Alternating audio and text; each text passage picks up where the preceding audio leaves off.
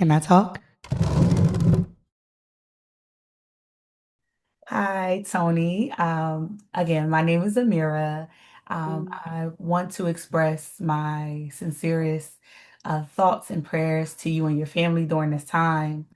D'Angelo was, a music marvel that the world just wanted to keep hold of. But, we're now seeing in today's time and after his passing, how much of a vessel of healing his music truly was to us. Um, yeah. and I hope through this conversation we get to talk about who not only D'Angelo was musically, but the D'Angelo Michael, who we didn't get to experience and who we didn't get to see. So with this conversation, I really pray to bring on healing for not just myself, but also for you, because I know how important it is as sisters that we, have safe spaces to talk, especially in mourning. We need to have that sense of support for one another. Hmm. So that's what I plan for this conversation to be, a safe circle for us to reflect on the remembrance of our dear brother. So, whenever Thank you're you so ready. much. Yes, yes, I just want to say thank you for just offering me your space and your platform. I was really impressed by the demeanor that you initiated with. And I don't really have, I didn't have anything that I felt must be said, must be, I just felt close to you, being as though, you know, we're both Black women and we're both in a space where we feel like something has been taken that we had. I don't want to say ownership because, music is a thing to be shared, but we all considered pieces and parts of Michael. And, as an artist, D'Angelo, we considered it our own. So I just felt like I was moved to talk to you because I just thought that your introspect was worthy of it. yes, So, ma'am. I yeah. appreciate that. Mhm. I definitely didn't want to come off as someone who was not being considerate of the time. And I know Mhm. you run the risk of that, just, Yeah. having to be a griot in your community, someone who Mhm. archives our stories. Sometimes you have to do those hard questions and Mhm. just reaching out. But I'm glad that you have such a receiving spirit and that you were able to see me and through my intentions in the best way. So, uh, I love how you said that it wasn't his work, his life wasn't something that was taken from us, but because we don't have ownership of it. But Mhm. D'Angelo, in the last 30 years, or at least the 30 years of my life, Mhm. has been such a gem with his music, his lyrics, his, interviews, the gems that he drops there. It's just, he was such a marvel to our culture, and definitely pleasant to learn from. And I don't even know this man. So it's just No, like, no, you do not. I don't know this man, but it's like, man, I had to reach out to you because I seen your post about, just your response to everything and you sharing a connection with not only him, but Angie, that sisterhood that I picked up on. And it was just like, man, you remind me a lot of the women that I have in my life that, no matter what, when all else fail, I don't want to see you fail. I don't want to see you in a position where, you're down and I'm up. So I'm gonna come with you and we're gonna do this together. That's what I read when you spoke about Angie and you made her a tribute post to her. Like, girl, don't even Mhm. worry about it. I got the kids. We gonna do like I'm gonna figure this out. I really love that about you because, I come from a home that is like we have blended families. I got two stepmoms, a stepdad, so I come from that. And that's very important, having that spirit of togetherness when it comes to blended families. And I just felt that virtually through you. And it just prompted me to ask, do you mind, just giving me the real straight up on what's. Yeah, we are people of the earth. Yeah, So we have always run in community. yes. We have always relied on each other. We have always needed a village to raise our children. So it was nothing foreign to me to receive Angie. And it really was her receiving me. I reciprocated what she extended.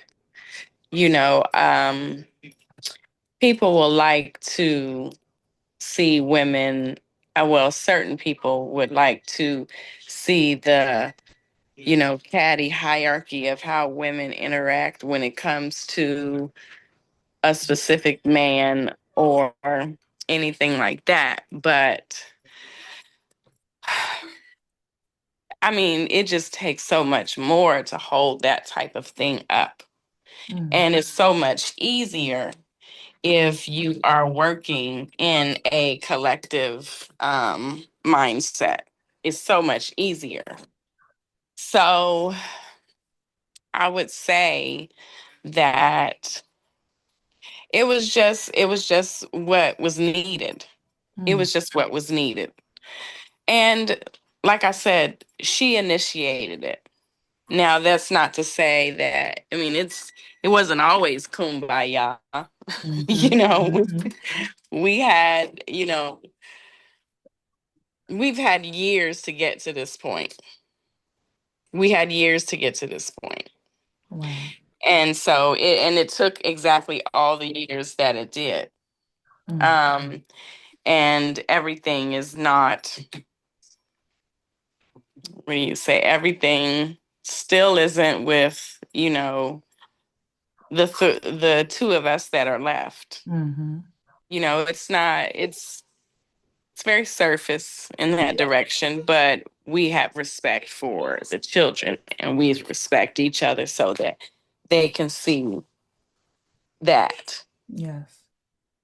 So a lot of times, children can pick up more than what parents think they can. Mhm. Um, However, it is what it is. It's still a situation, it's still that type of situation. I know If that's you right. can read through the lines, Yes, ma'am. you Yes. know what I mean? So, I'm just very thankful that she was the individual that she was because I am a mirror. Mm, I am a mirror for whatever the interaction is. If you give me sugar, I'll give you honey. I know that's right. You know what I mean? But, and then it goes the other way around.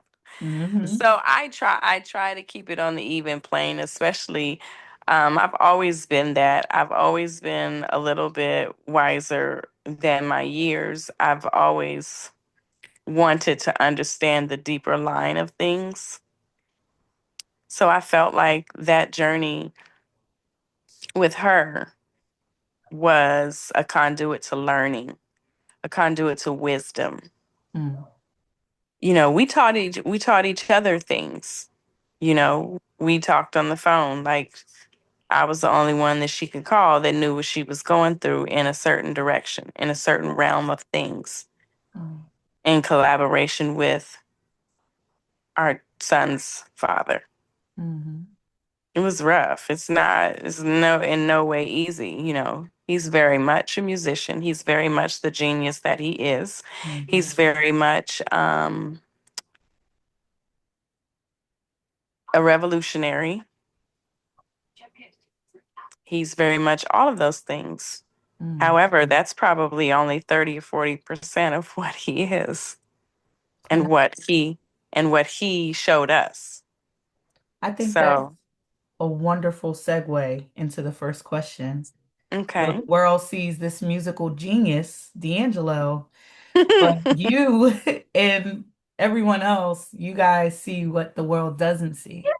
So when the lights are all off, the curtains are closed, who was Michael D'Angelo to you? He was very much inside himself.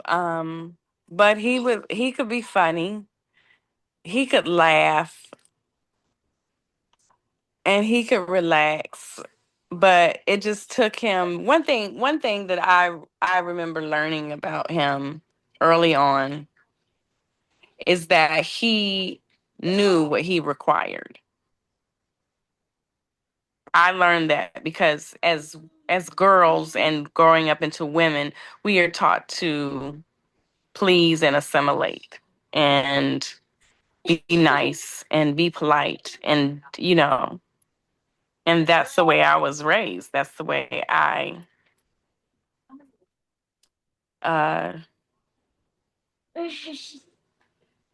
just that was my demeanor. I was raised by Southern women, so it was like be nice, be sweet, Mm-hmm. say thank you and please, and Mm. and don't demand, don't and he taught me all otherwise. Taught me that there was always a way. If I said somebody said, well, you can't do this and you can't do that, and why, you have to do it this way. He taught me that no, you don't. So I think the total experience with him, it taught me to push.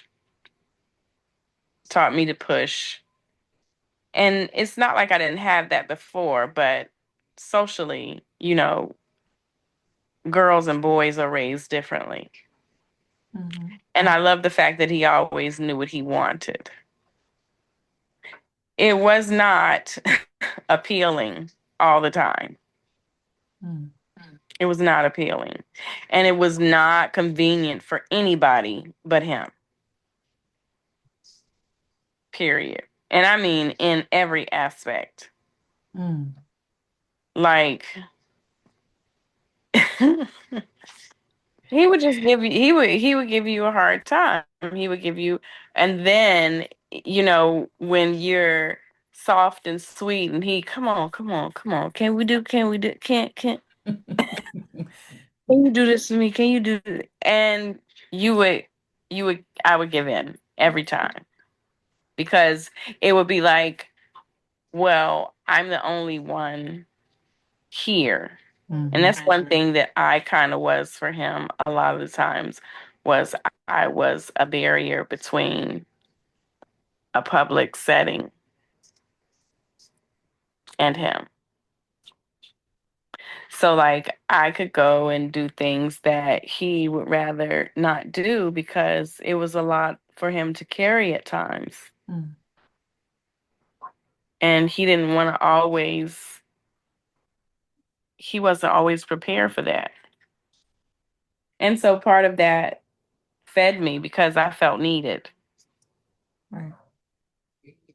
So black women, that there's nothing special about that story, honestly, Mm-hmm. Mm-hmm. because there are women, legions of women who do that every day. Yeah. They forsake themselves for the happiness of someone else. They set themselves on fire to keep somebody warm. Yeah. Now, what did that do for you, being a partner to D'Angelo, Mm-hmm. experiencing that and knowing that, I'm pretty sure like at what point in the relationship was it like an eye opener? Like, wow, this is how things are going to be. Like, did you expect that going into the relationship? What was your No, expectation no, for the no. I didn't expect that going into the relationship. I mean, honestly, it was like swept me off my feet type of thing. Yeah. I'm a girl who did not, my father died when I was 7, but I did not even grow up with my father. Mm. So it wasn't something, I didn't have that male presence. So when I was 19 and Mm, I met him, that was like one of the first times that I was like, oh, it's the male presence, opening a door, walking you to your side of the car, holding the door for you, please, thank you, pardon me type thing that I had never seen that. Now I had male figures like an uncle who raised me or whatever, but I'm talking about in that capacity, in that, um, romantically and romantic relationship, that type of connection. I had never seen, because I mean, when you're in high school, you're dealing with boys. hmm And when you get out of high school, at the time I was in college, and you get out of high school and you start it's a seeing difference. it's a way A different. You difference. start Yeah. you start dealing with men who act like boys or men who act like men or stuff like that. So hmm that was, and honestly, with me not having the blueprint of the way it was supposed to go, I was kind of wide open for whatever was handed to me. Right. And a lot of women, again, it's not a strange story. hmm Every woman that you meet has this story. Yeah. And it was the same thing for me. I found myself sacrificing a lot. Mm.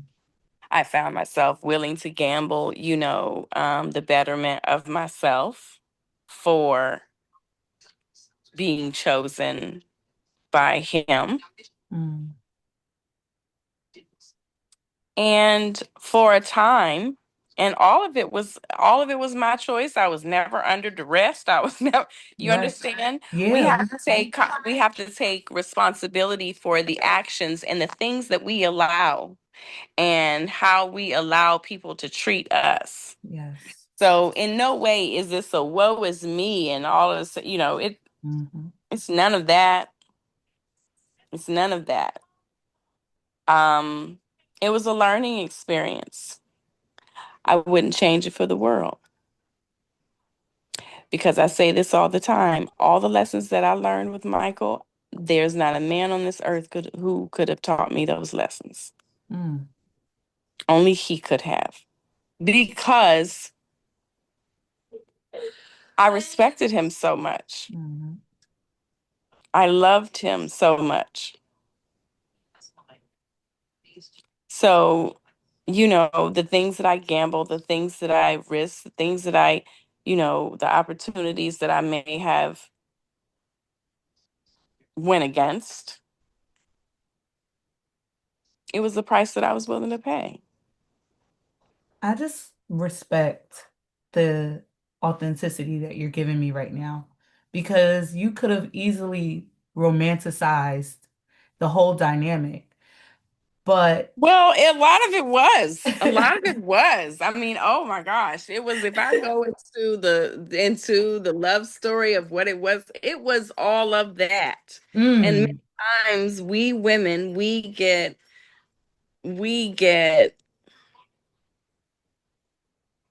complacent, and we don't think with wisdom. We think with our heart. And there's nothing come wrong with on, going with, come going on. with your heart. There's Yeah. nothing wrong with that. Um And like I said, I wouldn't change it for the world. It was all the romance. It was the thick of the romance. It was everything that you could imagine. Wow. And it was beautiful. At one point in time, it was a beautiful thing. And that is what makes me, none of it was happenstance. hmm None of it was happenstance. None of it was, oh, well, it just happened like that. Mm. It was beautiful. Now, how did you guys meet? So you say you were in college. I just gotta ask because I just feel like the spirits is there's a reason why the two came together. So, Well, well, we met twice. The first time, Mike says he doesn't remember because hmm he was high. Um, the first time we met was in Shockoe Bottom in Richmond, Virginia, mm, near the flood zone. The flood zone was a club that night the Roots was playing there. mm, And I don't remember if it was near homecoming. I don't remember what, but it was 96. mm. And me and a bunch of my girlfriends, I went to VCU. Okay. And my girlfriends who I with, they went to Virginia State. So it was about six of us. And I remember it was this girl we called Pocahontas. It was a girl named Peaches. It was a girl named Courtney. Who else? I These think. nicknames are so 90s, by the way. Yes, So yes, 90s. yes, yes. Polka. We would call her Polka because she had long braids. Mm.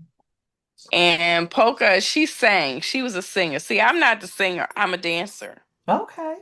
So I'm not the singer. So none of that really. I don't really. I mean, I love music, but Mhm. I was not the singer. Right. And so we was.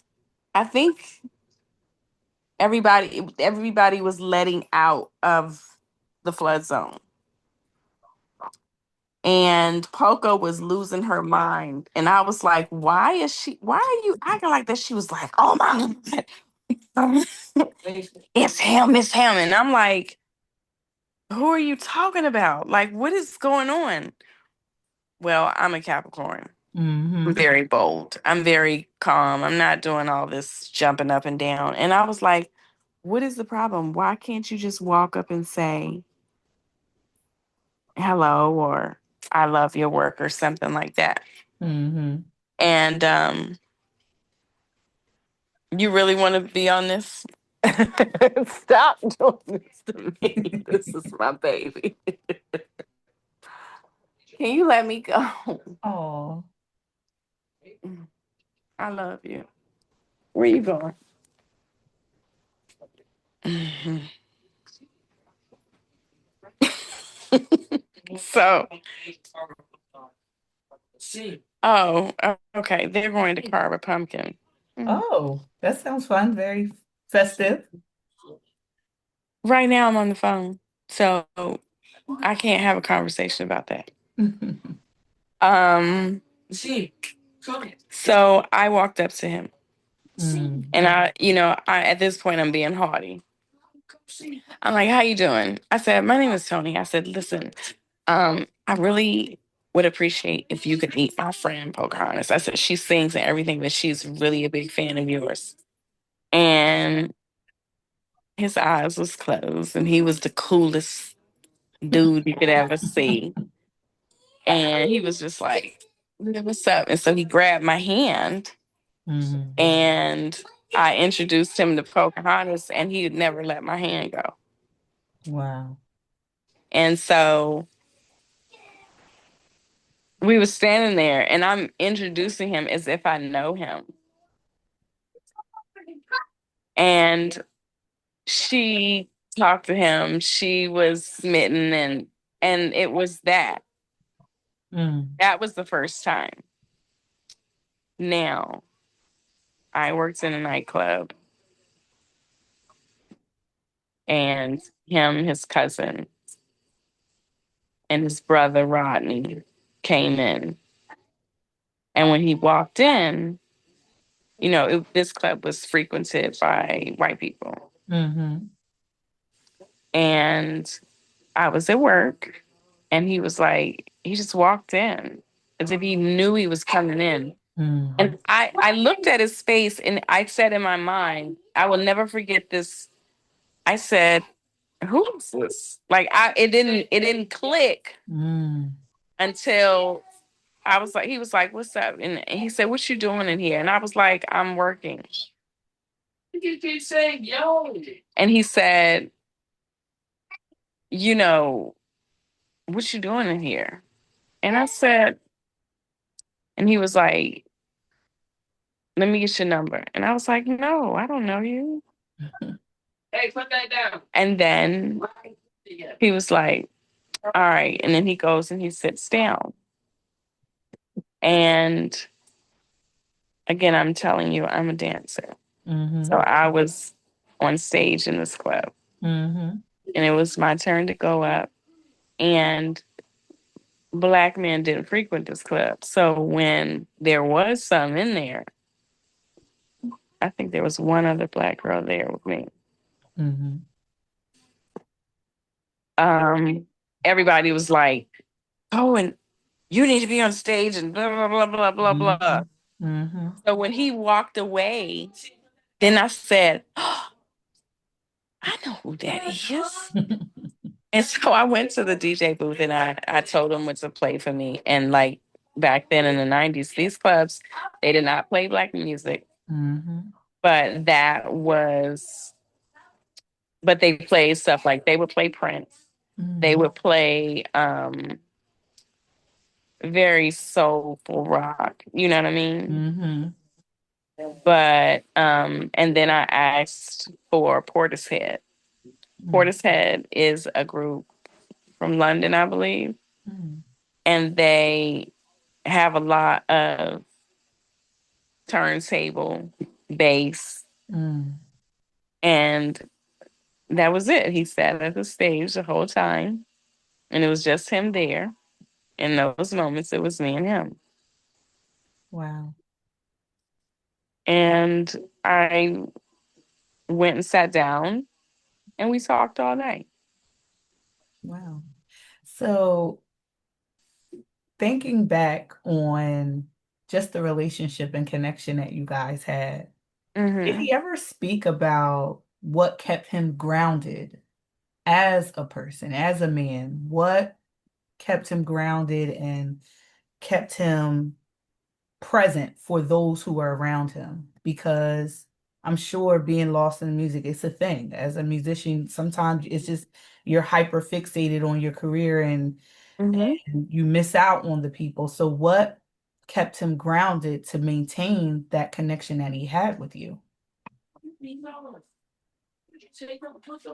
He wasn't always grounded. Mm,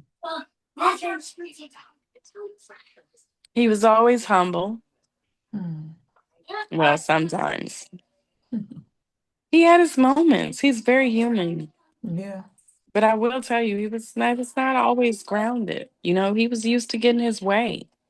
Mm, What a lot of people don't remember is like he got his first deal where he was discovered. I think he was 17. mhm, And then he signed no, it was 17. And then he signed his deal when he was 19. mhm,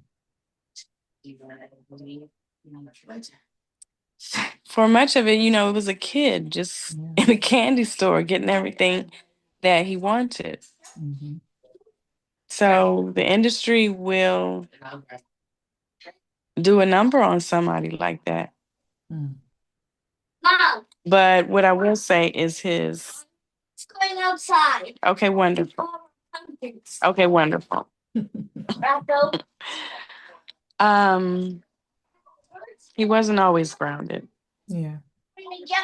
And he had a good base because of, you know, his upbringing, Yep. but still there were there were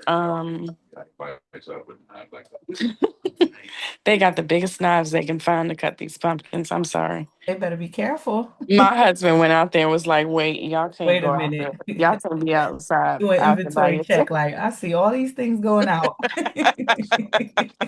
I am leaving the room. I'm so glad I have another adult Yes. to participate in said madness. Yes. So I'm so glad that you do have family around you. Yeah. It's I don't know what I would do. yeah.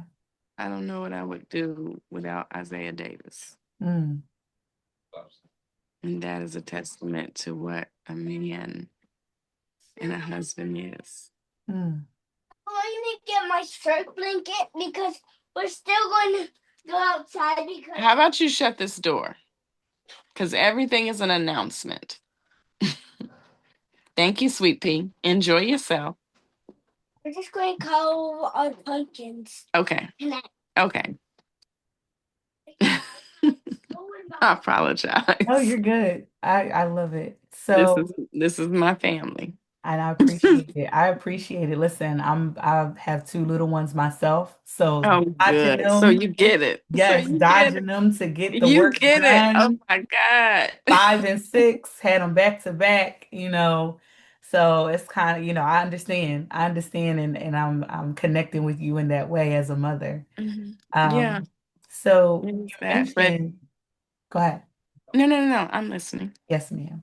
So you mentioned his background, and that Hmm. kind of like for me, I always wanted to know, how he struggled with having a church background, having a background that, you know, it's literally, religious to the point where it's like you have to serve God, you have to, everything that you do, you have to devote it to God, you have to devote it to this way of life.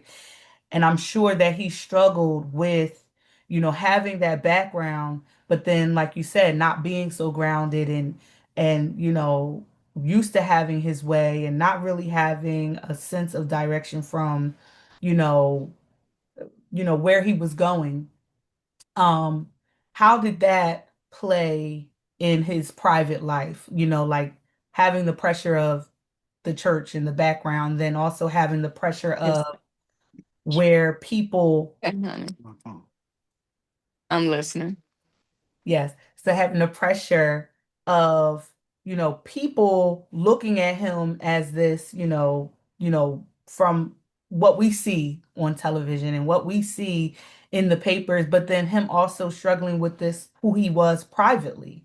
Um, Mhm. what was his spirit like juggling all of those different views of him, and how did he cope in his private life, with struggling to maintain all of these different aspects of who he was? Well, I mean, he definitely was human, so Mm, none of us could carry that. None of us could carry the weight that he did carry. Um, he had his moments. mhm, There were moments where he was very just stellar in the way that he would, his disposition. mm. I remember the first date that we had. He took me to Red Lobster on Broad Street. And as you know, Red Lobster was like, The bomb back then. yeah. So yeah, he's just we were sitting at the table and we come in and it's in Richmond and so everybody is like D'Angelo's in it. You hear the whispers and everything and we sat at the table and I'll never forget it. There was a line Mm, our table. One person asked for autograph and then one came up and then before you know it we basically weren't able to eat our meal mm, um alone because he was signing autographs. He was the most gracious, he was the most gentle man I had ever seen be interrupted. Um like I told you, I'm a mirror. mhm, mhm, So I was enamored by this and people were stopping and apologizing to me. I'm sorry, I'm sorry. I said, no, it's okay. And I was learning in that time from him. So, those are moments where that he accepted what he walked into. Mm. There were other moments where he just wasn't in the mood for the bullshit. You know, What did that look like? Ciao. go look up the newspaper articles. I mean, I can't even go into those because there's some details that I might get wrong or whatever, but Mhm. there's a few of them that he was not nice, you know, and like I said, like the weight that he carried was a lot. The weight on his shoulders, the weight up here was a lot. He struggled. He struggled all the time, and he did his best. And that's all you have to do in this life. He did what he felt he could. Yeah. And he was very generous. He would give and give, but one thing that I've always respected about him is he demanded his space. Mm. And Lord knows he demand time because every, people waiting on albums. And Mhm. I'm just going to tell you that did not stop at only working on albums. Mhm. We couldn't do nothing spur of the moment. Mm. Being with him was equated to you have to be inside with him all the time. Yeah. And I really didn't care about the outside. If inside is what he needed me to be, that's what I was. Mm. And I've always told him for a long time that you'll never be alone. You'll never be by yourself. If I have anything to do with it. Mm. And whatever you need from me, you got it. And I meant that. Mm. Now, what was that time like when he took in between Voodoo and the Black Messiah? What was that time like? Because I feel like it's so unfair to just base that whole era of his life on the articles and the newspaper and what we've seen. Because I remember, I was maybe in elementary school, I would hear my mom's reaction on the phone with her girlfriends to, "Did you see what happened? Did you see what they said?" And I just really never understood it. But I would love to know what that hiatus or that block of time was. I'm It was sure 14 years. yeah, what was that like for you? Our stint was I was working in LA. Um, so I lived in LA in 2003. I Hmm. came back in 2000. I moved back to New York in 2009, the end of 2009. So nearly 7 years I was in LA. Okay. And that stint was when Dilla passed away. That was really, Michael takes death very hard. Hmm. If it's anybody,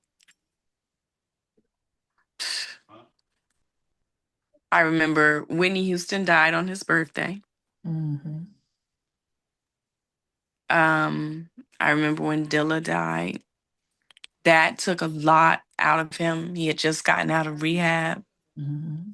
in Antigua, and he was in the halfway house or halfway situation Hmm. in Sherman Oaks, I believe. I was living in Sherman Oaks as well. It just so happened from Antigua, he went to LA, and it was just him trying to be able to function, you know? Hmm. Um, Dilla, was the yin to his yang, and it was a lot because Dilla understood him. He Hmm. didn't have to explain to Dilla. Like they worked in tandem like it was magic. Hmm. And it was like cutting off his arm. That's the way he felt. And he mourns deep. I was always afraid when people died because I was like, fuck. he's never gonna get like now it's gonna take when it was gonna take Yeah. 3 weeks, now it's gonna take him 2 months Yeah. because I don't know, I can't even explain it.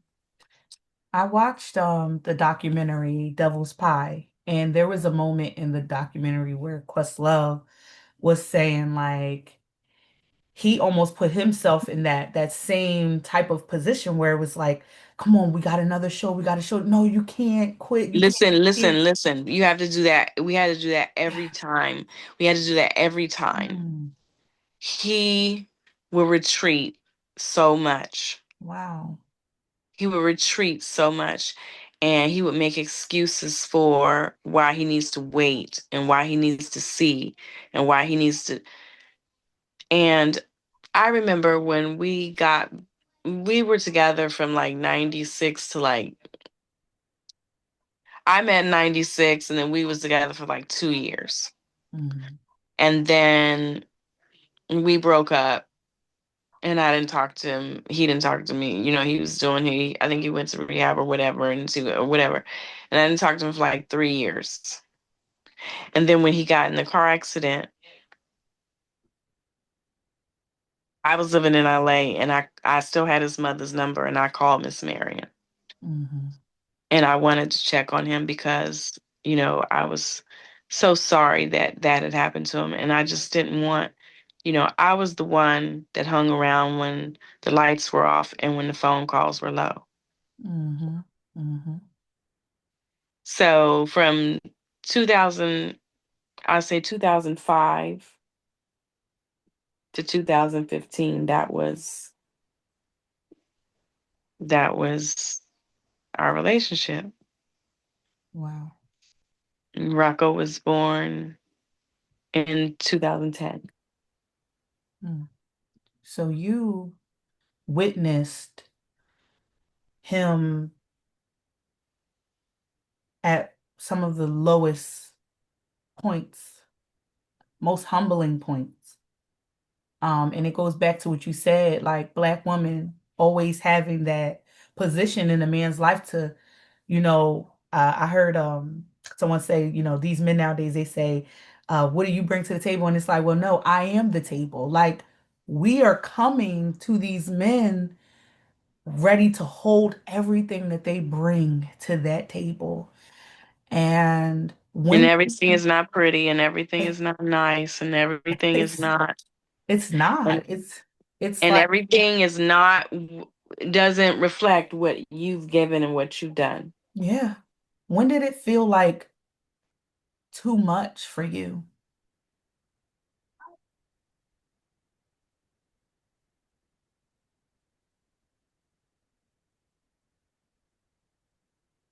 It felt like too much at the end.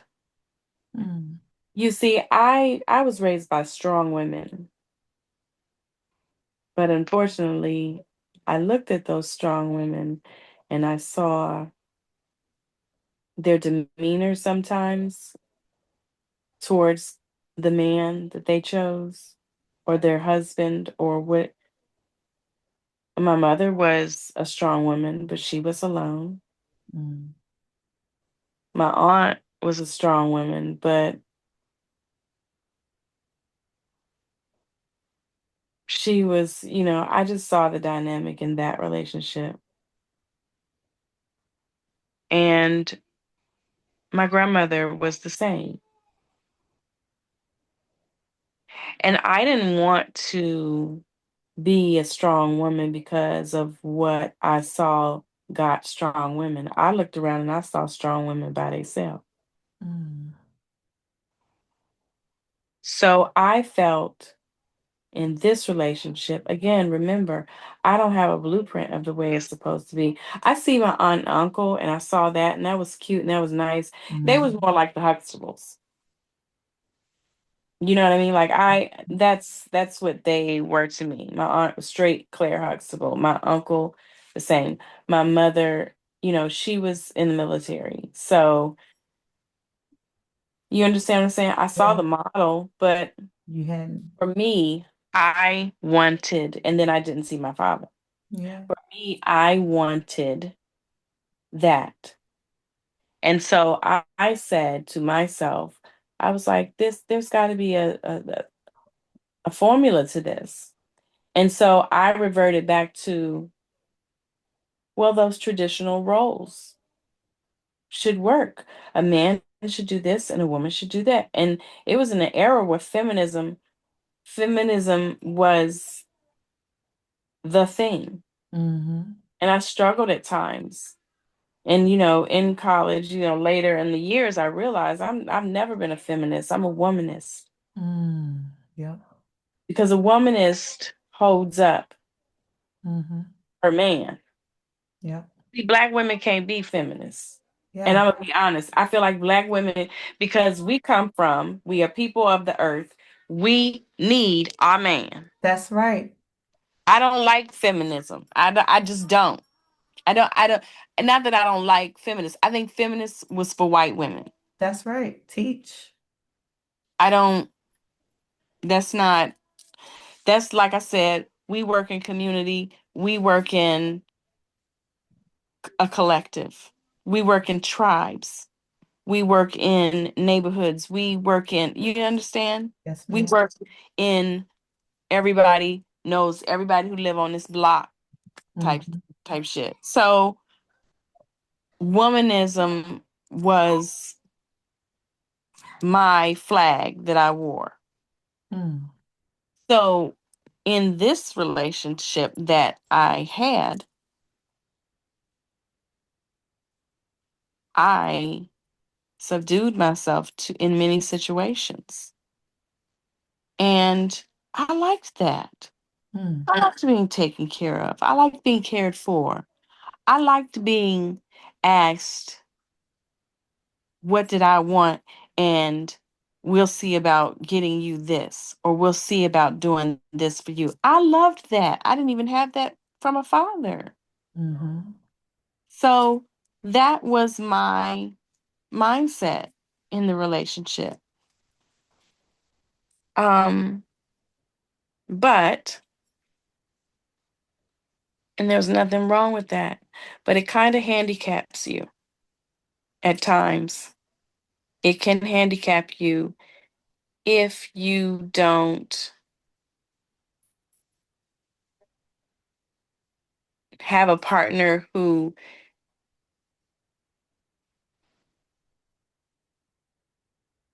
considers you in the long run. Mm. I loved him with all my heart. I will never not love him, but that is a chapter that's long been closed. Yeah. Because honestly, I've learned that he and I know Michael loved me because we have been through so much.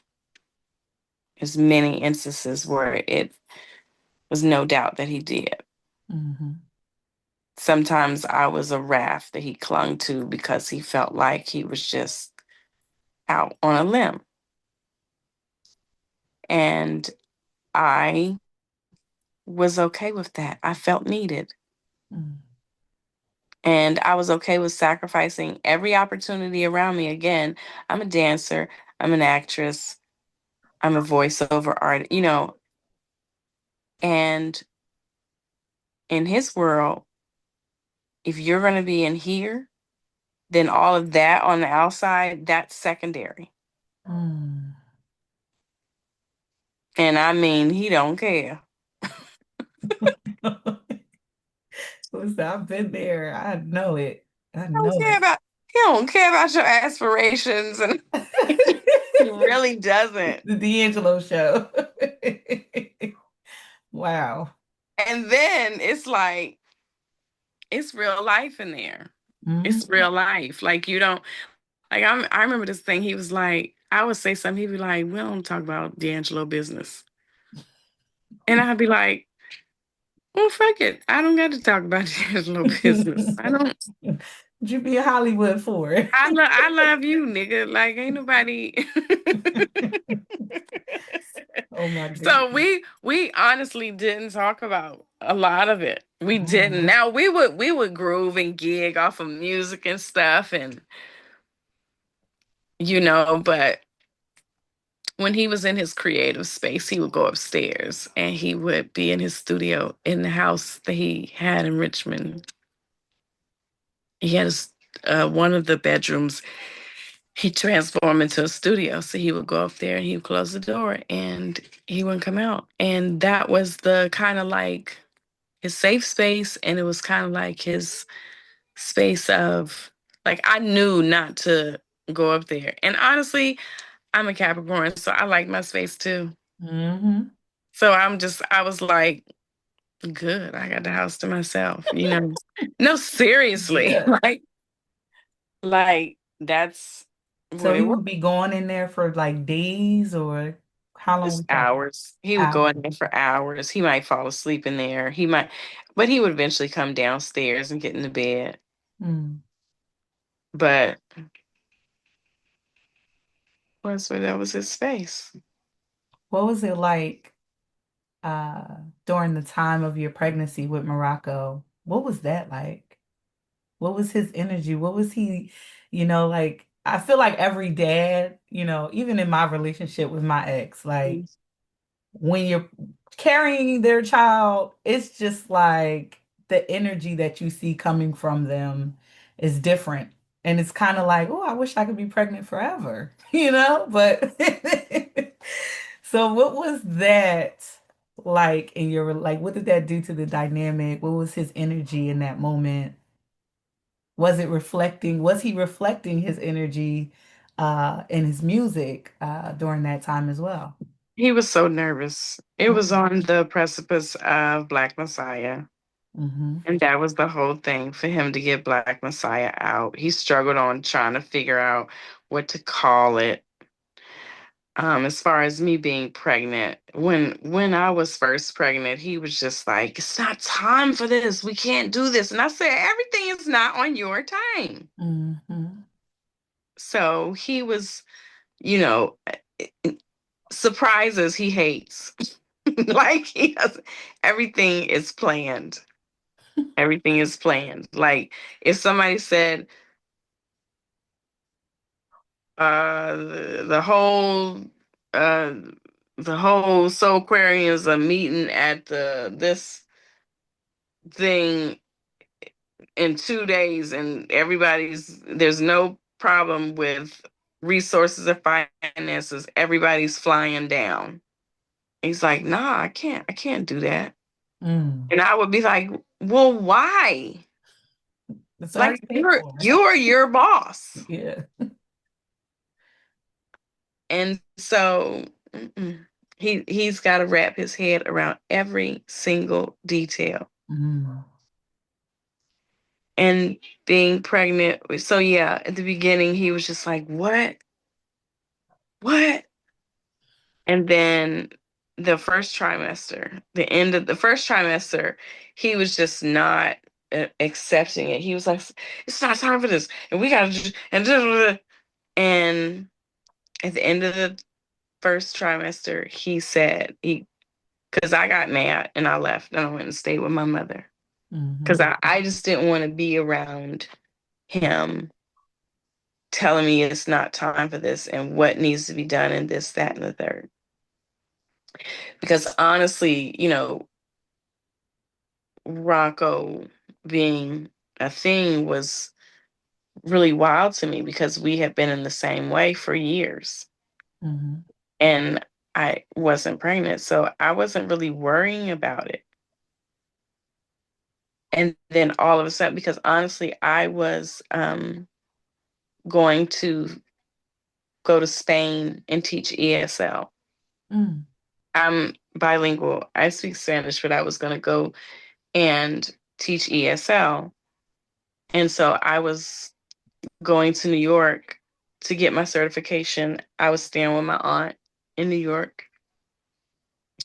I had everything planned and picked out.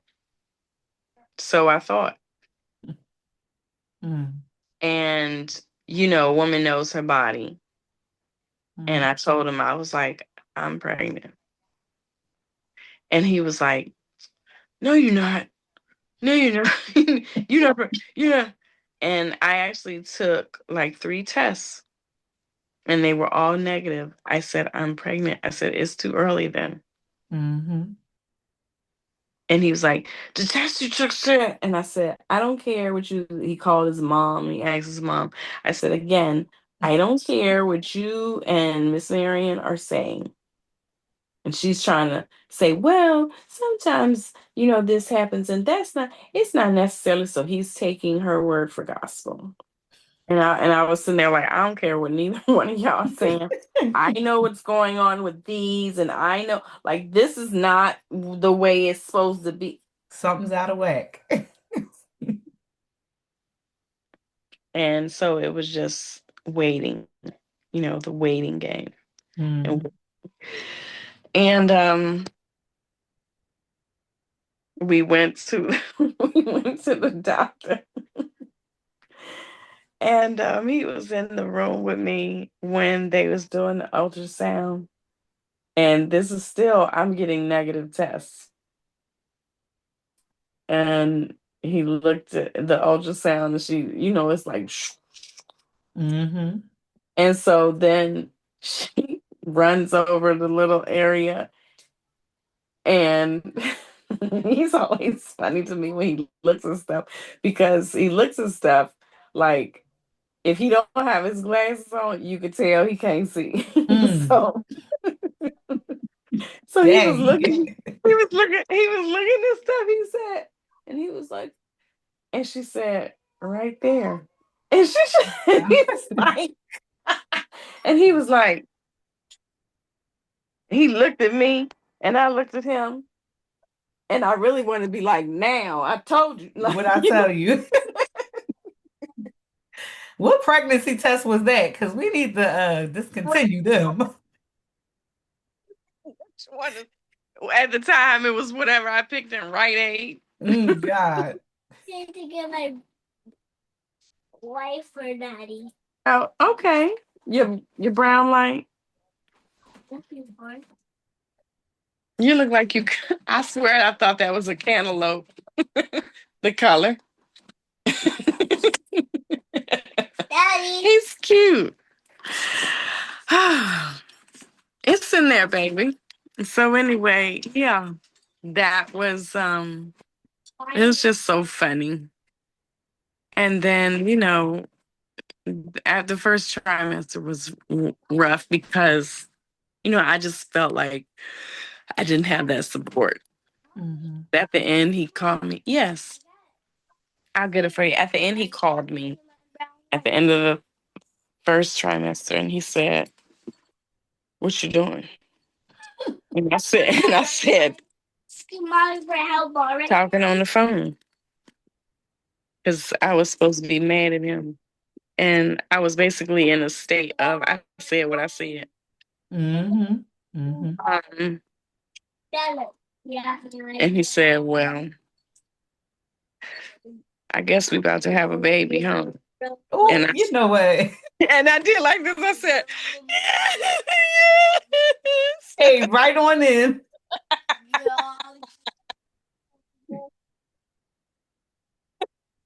And he came right Yeah. on in. Okay, right on in. Take that. I'm going to take that from you. Uh-huh. She said, came right on in. Uh-huh. So yes. So that was that was what it was. I think he just I guess I was like, I don't know who you got to talk to, but you gonna figure this out. Mm-hmm. But but yeah. Yeah. Um it was great. Oh, and when he found when we went to I was in St. Luke's Roosevelt and we went to find out if what Rocco was. Mm-hmm. And I remember the appointment and he got I have a picture of me pregnant in that apartment. And he he was in the studio all night, and he came back at like 5. That's his hours. He would go from like midnight to like 5. Mm, That's where he works.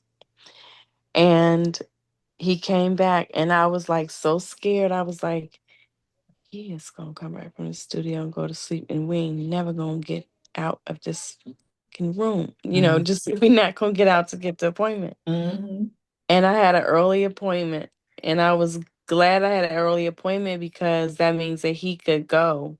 mhm. Because we always move like that. We move when there's not a lot of people. We move, you know, times, but like we would go see movies in the daytime. Yeah. Mhm, And so so he can have his space. mhm, So we went to the hospital, and was it a guy or a lady? I think it was a lady who uh did the ultrasound, mhm. and I swear to you, like he probably with boots on the ground could have jumped up and hit the ceiling when she said pointed at his testicles. She said one, two. See that? And and he was like, yes, yes, yeah. He was hollering, and I was like, you are loud. You nobody okay, people didn't know you was in here, but now Now you they are loud. know. And all the nurses was coming in. They was like, oh my God, oh my God. And I was like, well, fuck it. Now everybody know we in the hospital. Mhm. And I just said, I said, the floor is going to cave in if you keep jumping up and down like this. Oh Like, I don't my. understand. So, but he was so happy to learn that it was a boy. Mm. He was overjoyed. He's very patriarchal, Mhm. sometimes chauvinistic. Mhm. Yes, he is. All men He's from that era. Ah. he is so sometimes I'll be like, oh, if I would be looking at like Oprah, or if I'd be looking, he'll be like, What you watching that for? well, yes, yes, like that's like he didn't like if I was watching some woman centered thing, if I Mhm. was cackling on the phone, if I was doing, he would just be like, That's that enough. face, that's that face. He'd be like, Rocco has that face. He Oh has my that face. goodness. When he doesn't like something, he looks just like he'd be like, so yeah. That's totally my father. I remember him being the same way, like especially when it came to Beyonce. That Hmm. oh my God, the only time he liked Beyonce was the Cater to You song.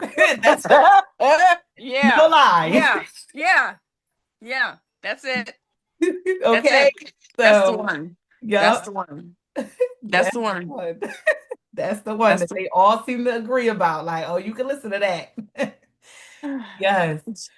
Oh, Oh my girl. God. He would say when if it was an argument or something, he say, you over there. Oh, one time he said, you over there listen. You over there listening to Angie like she a Yana Van Zant. I said, ain't nobody listening to Angie like that. So I'm trying to tell you. Yeah, so petty. And yeah, yeah, yeah. And he would be like, I sometimes I think he was a shit starter. He would be like, she don't like you no way. I was like, well, she don't like you sometimes no way either. So Okay. shut up. I want to, Mm-hmm. dig a little bit into that because you hear so many people's comments about Angie and D'Angelo's connection, and everybody's divided. You have one half of the room that's saying, they what they had kind of like lingered. Then you have one side of the room that's saying, oh no, whatever happened was over in the 90s and they never really like it wasn't that romanticized What was the dynamic like between him, Angie? Because most of us we heard it through the music during that tumultuous time, but nobody really knew or understood. And then, now you got so many theories of what it was and what it could have been. What was the true dynamic between those two? Angie was assigned to Michael by the label when he first got his deal. Mm-hmm. She was assigned to him. They said because he didn't have a work ethic. Mm-hmm. He didn't come prepared. He didn't know, well, he was young. Mm-hmm. But they knew somebody who was a good songwriter and she knew the business. Mm-hmm. So they assigned her. They was like, we need to put her with him and show so he could show him how to da da da da da da. Mm-hmm. So it wasn't like I love when people say, "Oh, well, she was with him when he didn't have anything or before he was D'Angelo." I'm like, no, she wasn't. Mm-hmm. You know, she saw the bigger picture. Mm-hmm. She understood who she was dealing with. He was definitely green, but everything was consensual. Mm-hmm. Mm-hmm. It wasn't any type of, he was definitely green. I will say that. And Michael has such a I've known him from 96 to now, and he was such a beauty and still and always was a beautiful spirit. Mm-hmm. At times there was a naivete there, and you were just like, wow, you felt like you were talking to the most purest form of a man, and you trusted it. Mm-hmm. Mm-hmm. It was so pure, and that's what happened. He had many love affairs. Mm-hmm. Um, but that relationship was everything that Angie said it was. Mm-hmm. But he began to resent her. Mm-hmm. He began to resent her. He would, and it really honestly turned into like a sister brother thing Mm-hmm. because she kind of outgrew his bullshit. And Yeah, she was like, I'm tired. I felt that. Mm-hmm. She outgrew his bullshit and she was just like, I'm not trying to be around him talking all this, that, and the third. Like, I'm not. And he would try to, I feel like he had something to prove to her because she was older than him. Mm-hmm. He would behave in that way, trying to, man up and be who he was and try to, in sort of a way, put her in her place. Mm-hmm. And yeah, I feel like I mean, there was always love there, but he resented her in many ways, but he knew she wasn't going nowhere. Mm-hmm. And he he liked to collect. What does that mean?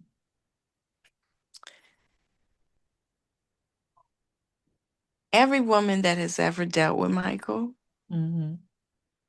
has had her particular story. Mm-hmm. And she definitely had her love affair with him. And it was, come in. Yeah. Thought you said I can get I can get the $5. Oh, when I get off the phone, I'll work it out. Um, every love affair was what it was. Mm-hmm. What he tell me was between me and him. What he tell her was between him and her. Would he Mm-hmm. tell that one? And he never wanted anybody to talk to each other, of course, because you got to keep it compartmentalized. Mm-hmm. He would tell Angie, "It's nobody else matters because nobody's going to remember anything but me and you." Mm-hmm.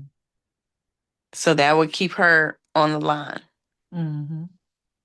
He would tell me, "Baby, I can't do any of this about anything, any of this without you. Like I need you. Mm-hmm. You've helped me get this far. You've helped me climb out this hole. And I know you good. You a good girl." And that. Mm-hmm. He would tell Marcia, his daughter's mother, Mm-hmm. "It's me and you. Me and you against the world." He collected. He collected. Mm-hmm. And that's the honest truth. And he wanted he wanted everybody. He wanted to have the ones that he wanted everybody to be there for him. Mm-hmm. Did not like losing one or the other. Yeah. And I think that doesn't take away from who you all are as women.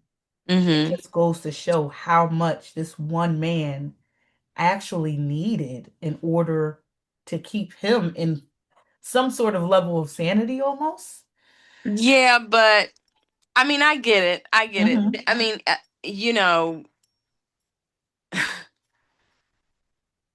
somebody who, and I'm not saying that he is, but Mm-hmm. who is psychotic is going to do things, yes, to keep themselves sane, but those things are not necessarily sane or Mm-hmm. morally right. Exactly. Mm-hmm. Um, he just wanted to be in control of everything and everybody. He Mm. did.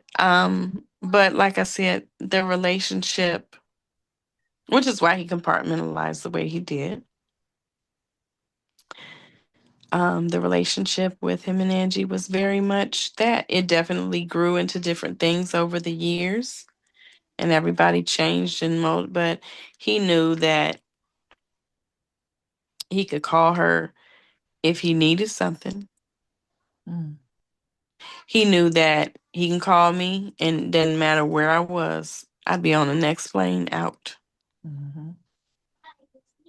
I remember my aunt in Indianapolis was like, "You would just get on a plane, like leave the house and be gone."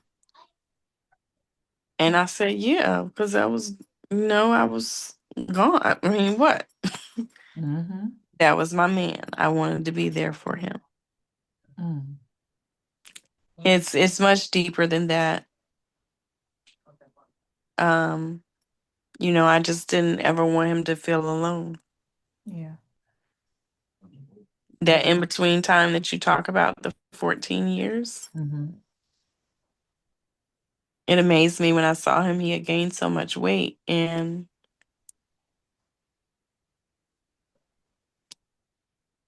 I loved him just the same. And he just looked so defeated. And I wanted to love him more. Mm. And I mean, I remember coming to the house and I was like, "What are you doing? Like, what are you doing?"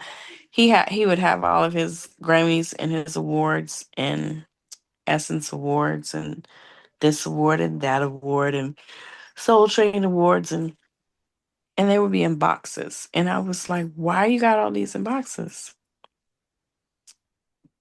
I don't care about all that. And I took each and every one of them out and I put everything on the wall. And I said, "This is so you can see it. Mm. You need to see what you're doing, what you've done already." Mm-hmm.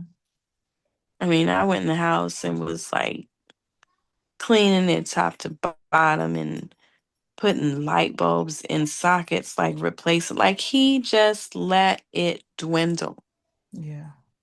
And I was like, "Do you know who you are?" Mm. Like it was like that.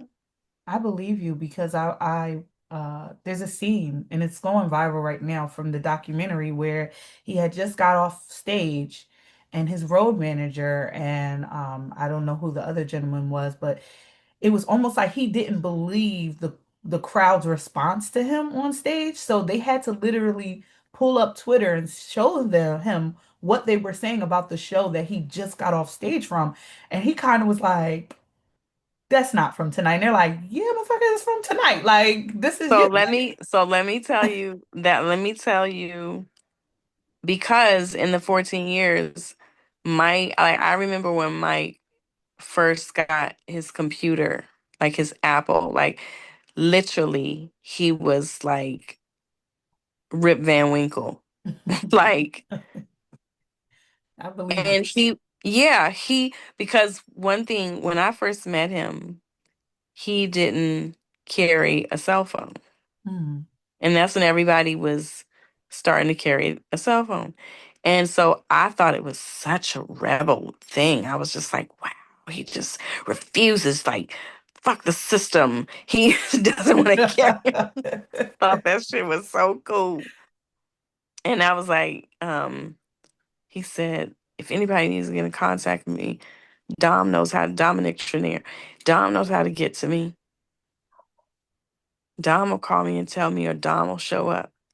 And I was like, yeah. you, you know. Mhm. He with So me. yeah, I'm with him. I'm Yup. having he's having.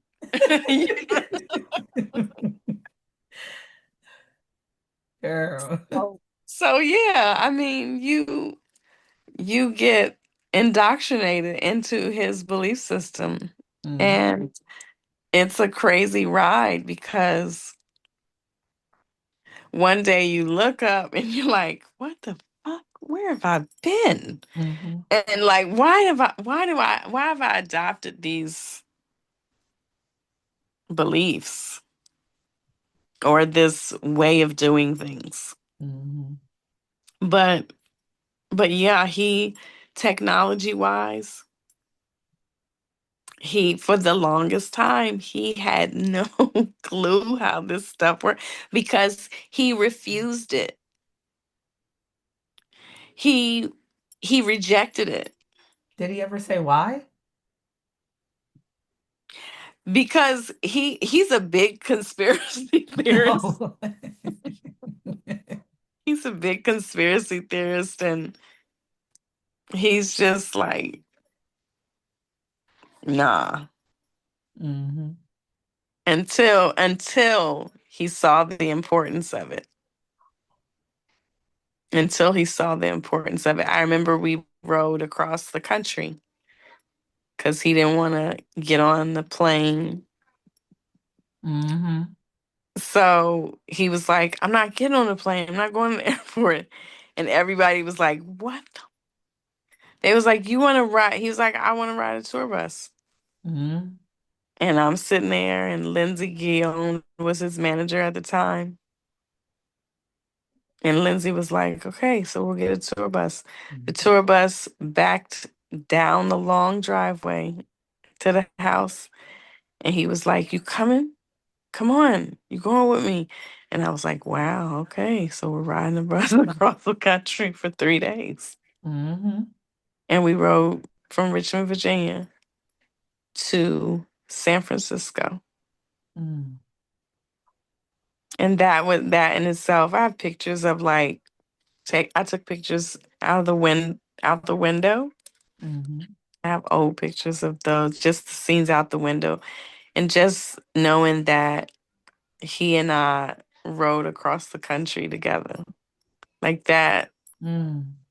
that's unforgettable. Yeah. We stopped in like this Pueblo town and we got these little um the things where you put your head through like a smock like thing. Okay. Like a But they're poncho. Like, yeah, poncho. Like they're like it was like made from natives. okay.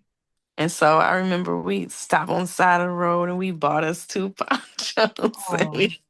girl, it was everything. It was everything. And I was glad to be in the company of him and, cheer him on. Mm, I remember my mother said, "When are you going to get back to your business?" And I was like, "This is my business. Leave me alone." mhm, mm, And so, I wouldn't trade it. I just felt like I lived in the purest form, and I feel like God put me in that place because God knows that I'm receptive to him. yeah, I strongly feel that way. God knows that he has an antenna in me. So he's like, "Let me put you over here because I can I can speak to you and I can tell you what's right." yeah. Some people aren't able to hear or listen, but I honestly feel that. Mm. Yeah, I honestly feel that. Now, just hearing all of that, and I'm pretty sure that life, especially without internet and without, you know, everything, like the It whole was that digital was that era. was the best scene in that. That was one of the best scenes. But I'm telling you, it was like he did not understand. Mm, He did not understand it. wow. Just He was like, totally. I'm trying to tell you, like he was like, because he rejected it because it was so new, it was so foreign, it was so, I don't know. Mm. But I'm sure it made life a lot longer and such that point or that time that you spent with him, did it elongate your time together, and did it stretch that, what could have felt like years going by, did it make it seem as if it was like a longer experience? And what was that like that whole experience of being trapped in this way of life, even though outside of that bubble, life is just, going on, and but he's keeping you in this. One, be sure to say he not keeping me anywhere. I know that's right. Yes, He's ma'am. not keeping me anywhere. I wasn't, like I tell people, I wasn't under rest. But I'm gonna be Mm-hmm. honest with you. It felt like being in the pocket of Mm, something great. mm. I trusted God. Yes, ma'am. I trusted that this was where I was supposed to be. Mm, And I loved being in that space. I loved being chosen, mm. as I thought. Yeah, You understand what I'm saying? got you. Um, Later on, I learned that I deserved more, and yeah, I deserved more, and I was definitely present when I was no longer his muse. Mm, So it goes to that space too when your sights or he's an artist. mm-hmm. I You've got to expect that. Yeah, It wasn't a shock. It was just like, okay. yeah. It hurt, but it was what it was. Mm-hmm. And and I stayed for quite a long time. Mm-hmm. Even knowing that he was getting inspiration from elsewhere. Yeah. I remember I was pregnant and I watched him. That's what you said. When was it enough? Mm-hmm. I was pregnant with my son and I watched him. I was going in the car and getting some of the groceries out. And I looked in the seat and there was a bouquet of flowers. Mm, And I brought the flowers in with the groceries and I was like, these are so pretty. And he told me those aren't for you. Mm, And that night, he kissed me on my forehead and he left mm, and left me in the house. mm, And I was pregnant. And I was like, I had already had a sense of that was going on. I had already, I had already understood what it was, but it was never in my face like that. yeah. And I had to accept it. I stayed in the house by myself. Mm, I was pregnant. And I accept that. And part of me danced around the idea of, is this what I signed up for? Do I have to accept this? Do I have to? And I did for some time. I did.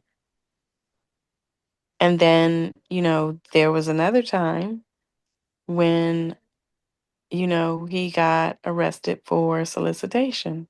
mhm, I was waiting for him in the apartment in New York to come home from the studio.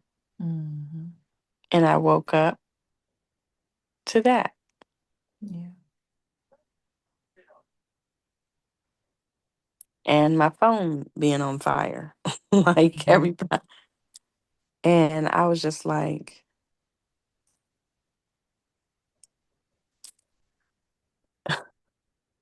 yeah. so yeah, it was a lot. I am the one that was in the pocket. Somebody, after listening to Black Messiah, Mhm. somebody tweeted, and I thought it was the cutest thing. I wish, I think I'm gonna blow it up and put it in a book, in a album, a photo I album. can't wait to hear this because they've been saying a lot.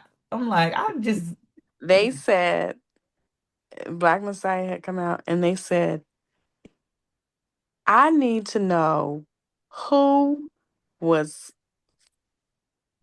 cooking D'Angelo's grits this whole time to come up with this album. was it you? and and I responded, I said, that would be me. I know that's right. I know that's right.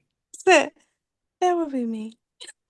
I know that's right. And then that little meme where Homer Simpson comes in the Yup, bushes. yup. Go back into the bushes.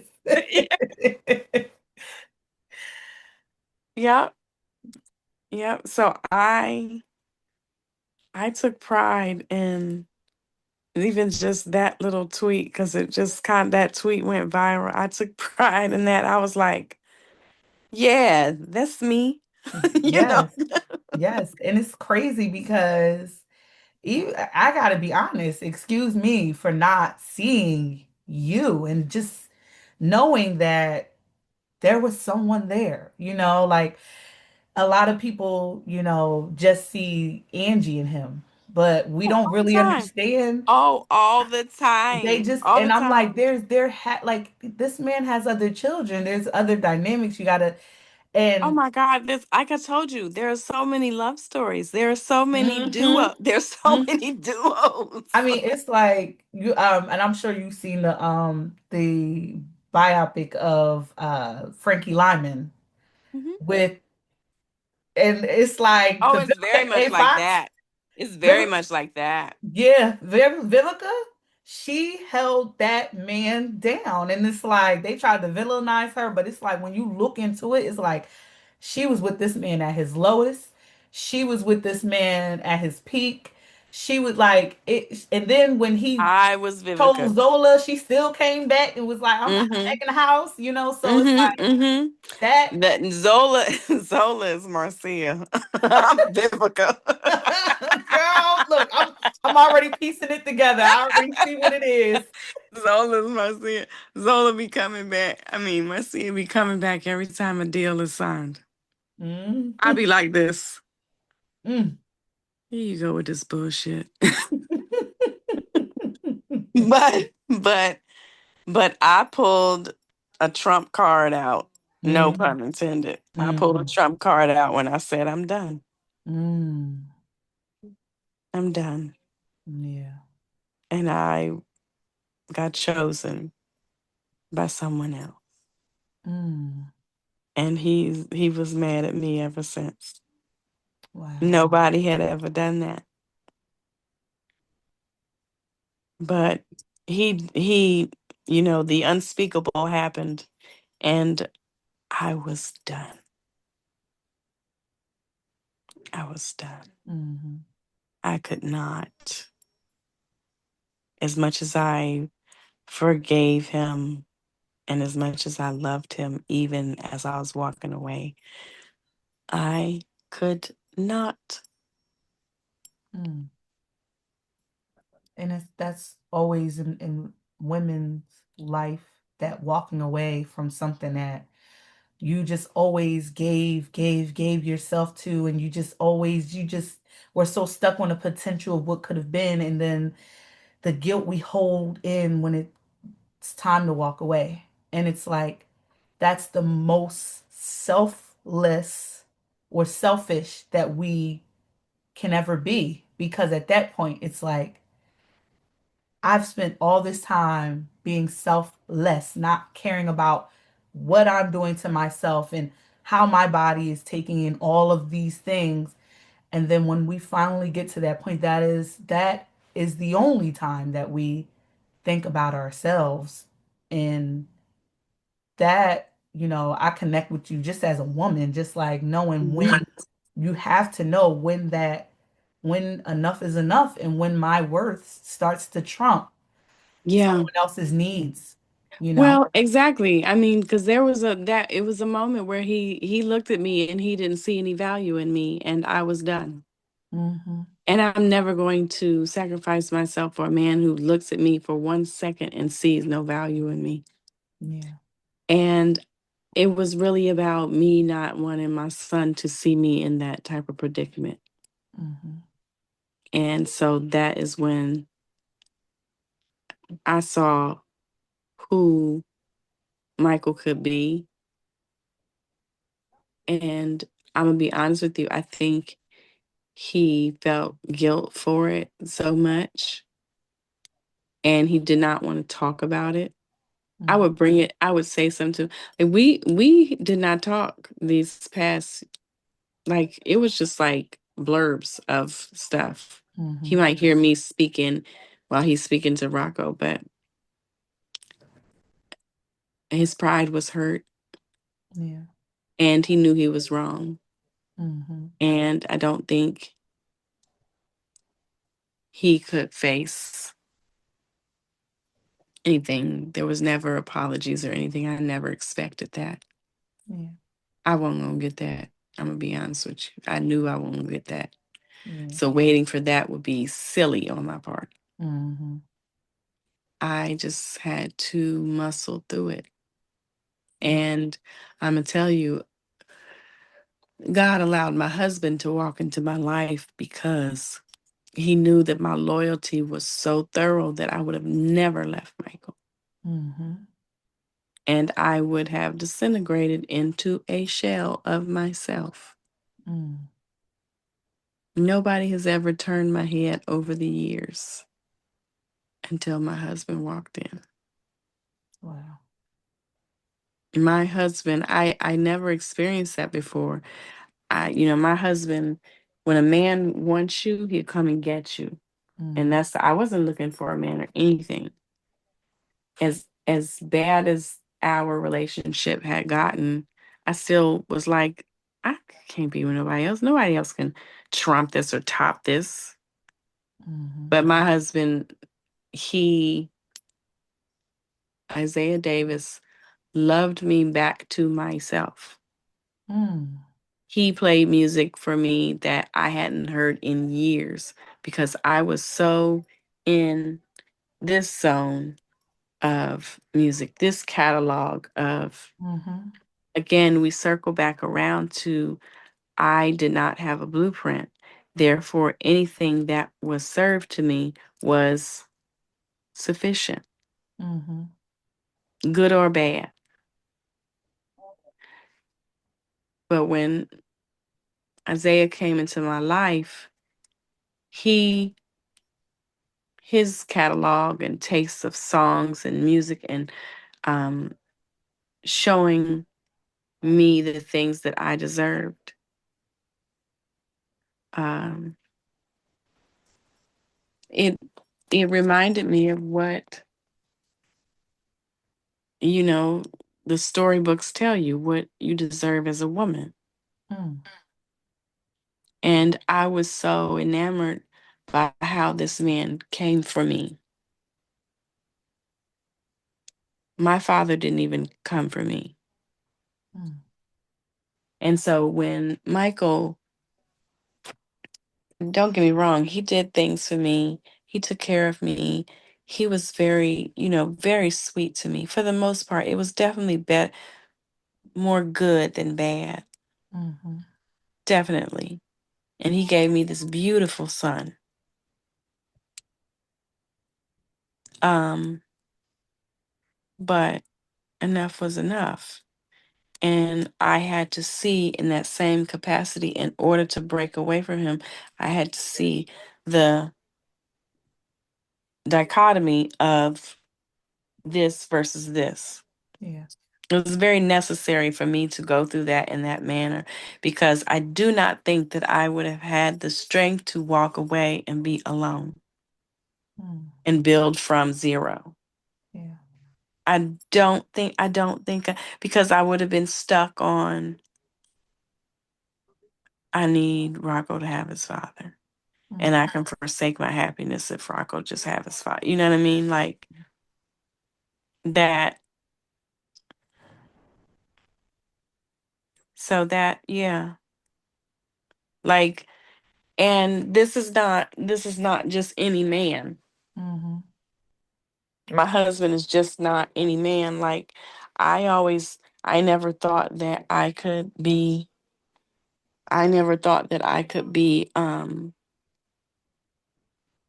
with anybody else, because I would be like, well, he's gonna always try to compare, or Mm-hmm. he's gonna always try to, but I mean, and I walk out here because I want my husband to hear me say this to you. Mm-hmm. That's why I say this to you. My You gonna send me out? Yeah. I walk out here because I want my husband to hear me say this. This man is so self-assured in his own being. Mm. And when you have someone who, when you when you are used to someone who has insecurities, Mm-hmm. and not to say that we all have insecurities, but God knew what he was doing when he sent him in my life, because it just made so much sense. It was ordained. Mm. It was ordained. Just the timing, the way things, lined up like clockwork. Yeah. So, yeah, I had to have the difference. And he was self-assured, and he was gentle, and he was kind, and there was nothing that I had to do for him to show me that he loved me and he cared for me. Wow. That was the difference. I didn't have to give him or do anything. He offered. Mm. And I was just like, oh, that's how it works.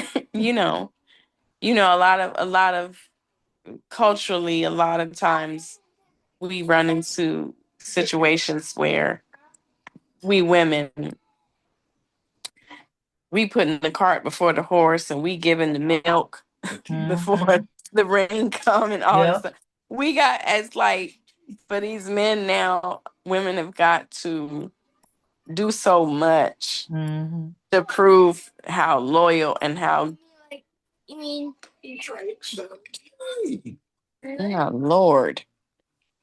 So yeah, it it had to be done in the manner that it did. So going towards now. I read in People magazine Mm-hmm. that D'Angelo was actually diagnosed about 15 months ago. Um, 15? yeah, That's that's what they what they said. reported 15 months ago. Okay. Well, it was July. Mm. Of this year. Mm-hmm. Wow. And you know, I going back and watching the documentary, I would see moments of him coughing and then he would look into the napkin as if he was, it was very, Mm-hmm. very quick. But he would Mm-hmm. cough and I would see him just glance at it really quick and then, kind of like put it away. And I'm just like, did he know that something was going on? Was he not telling, those close to him? Did he feel like, and then listening to the music around that time, some of the songs that he was writing on Black Messiah, it just was Mm-hmm. like, was he expressing that something was wrong or he wasn't feeling himself or time was running short for him? What was it like from, if you do remember of any recollection that, hey, something's wrong with me to July receiving a diagnosis? Well, when Rocco was 3, he was in the hospital with pancreatitis. Mm, And the doctors would tell him stuff. And at one point, me and Rocco had come up from Virginia. He was in the hospital. And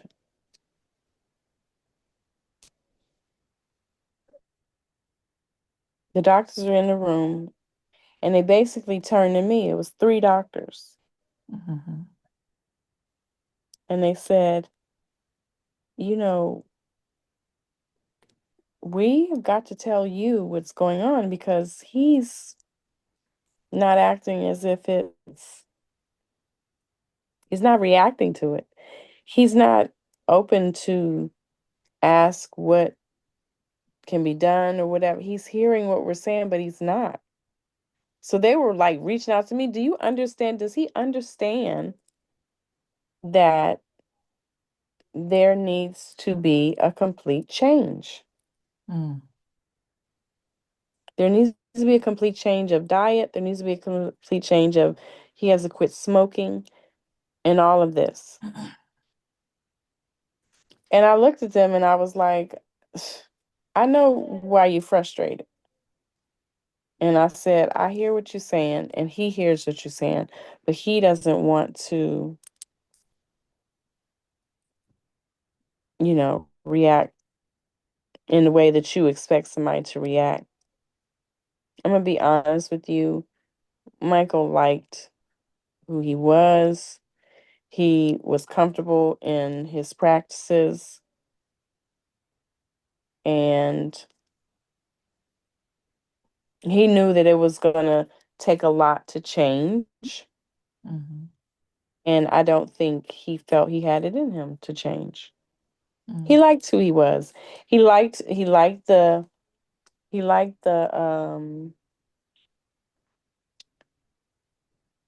term like the stoner. Yeah. He liked that. Mm,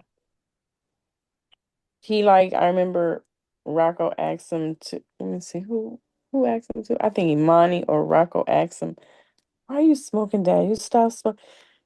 He was like, "Nah, I ain't gonna stop smoking." mm, He liked that persona. yeah. He liked the persona. The persona protected him. Mm, And so he was very off guard without the persona. yeah. So that was, he felt protected by the persona of D'Angelo. Mm. Now, did you see any change in him after receiving the news of Angie's passing? What was that like on him? I didn't. Mm. I didn't see any change on him. His family, he's had so many people pass away this year. Mm, Last year, he just buried his mother, and before that, 2 years before that, he just buried his father. mm, So it was just, like I said, he was mad at me. mm-hmm, He was mad at me for whatever reason, and I'm not going to pretend to know. mm-hmm, But I mean, all I know is I stopped playing the games with him that and I was done. yeah, And I moved on. And he was mad about that. yeah, So, and I don't, whatever else. But it was July where he got the stage 4 um diagnosis. And of course, he's going to try to keep it private. And he didn't even know when the kids were coming when I sent Rocco up there. And then mm, I came shortly after that because I wanted to, again, I have a family. I have 2 sons, not one. mm-hmm, mm-hmm, So and I have a husband.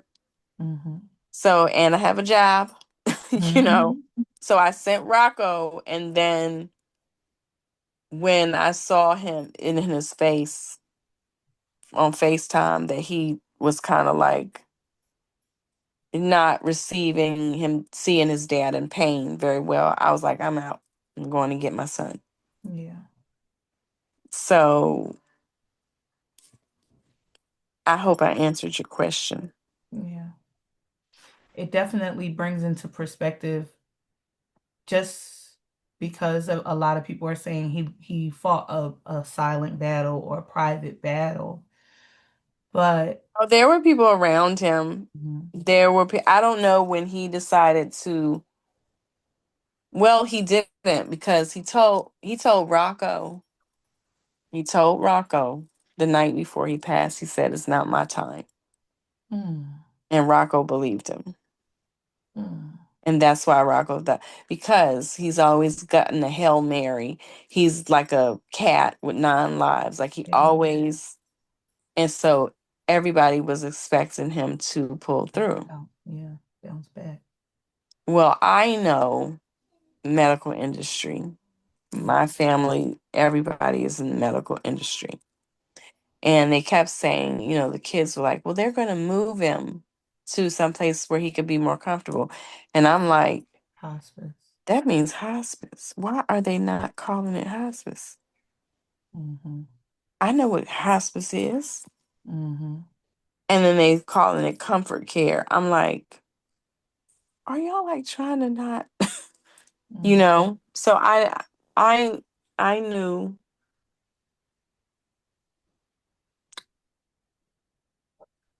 but I told Malcolm, his assistant, he asked me in the hospital, he said, "Are you good?" I said, "You know what?" I said, "I am good." And I said, because God allowed me to mourn him a long time ago. mm, I had to start mourning him in 2015 when I had to be done. mm-hmm, That's what I meant by God has prepared me for this. mm, Because I've had 10 years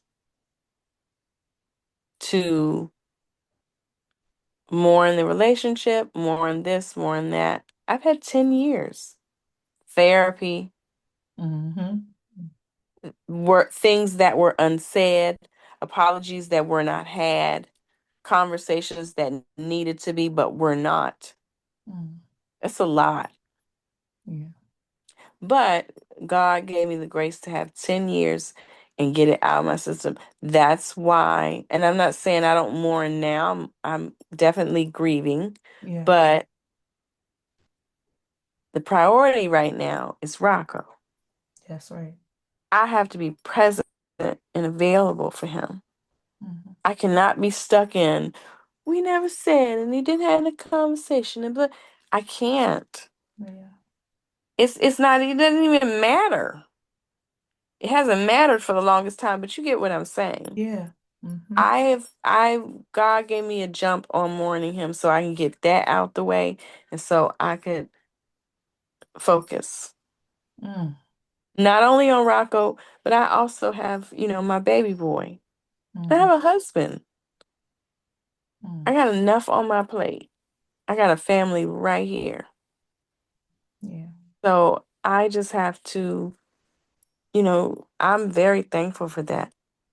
Mm, I'm thankful for the ability to see my blessings. I'm thankful for the ability to hear God's word. yeah.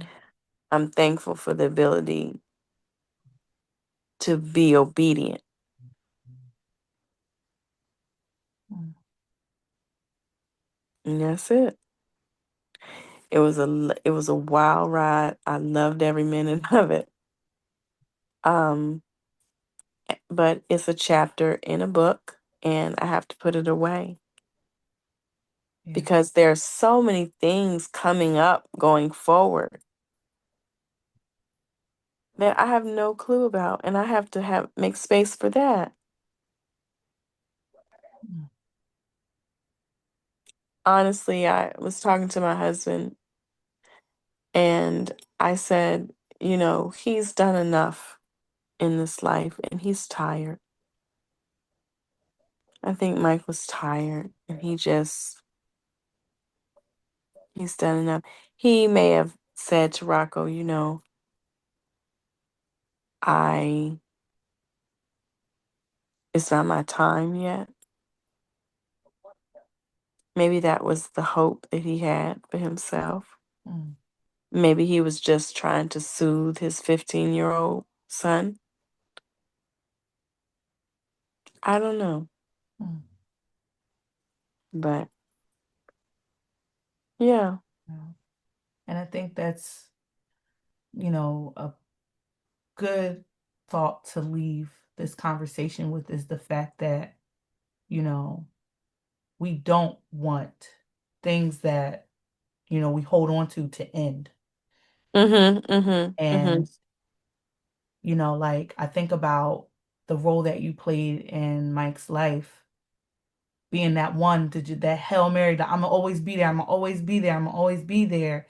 And then that last act of my son needs me, I gotta get on that plane or I gotta go to my son. It's like I'm sure it triggered or woken up a part of you that you hadn't felt in a while. And it's like, you know, that's your last time that you would go to Mhm. Mike, but Mhm. Mhm. who you were going for was Right. was Rocco. Mhm. And I think that that right there is ironically God's way of giving you closure, Mhm. closing that chapter and seeing. And the fact that Rocco and his brother and his sister, they were able to sit and talk with him Mhm, and they were able to have those 2 or 3 days from the 10th to the 13th. They was able to have those days to laugh and talk and they got jokes that they were telling in there and they got pictures and you know what I mean? So mhm, they had that time and I didn't go before he passed. I just showed up the same morning he passed. mm, It wasn't meant for me to say anything to him. mhm, It wasn't meant for me to say that. I didn't really want to go in there and say anything to him. mhm, Um, because honestly, the loose ends that we had, they were tied up. And I don't know if you believe or ever had a dream and spoke to somebody mhm. within a dream. Yeah.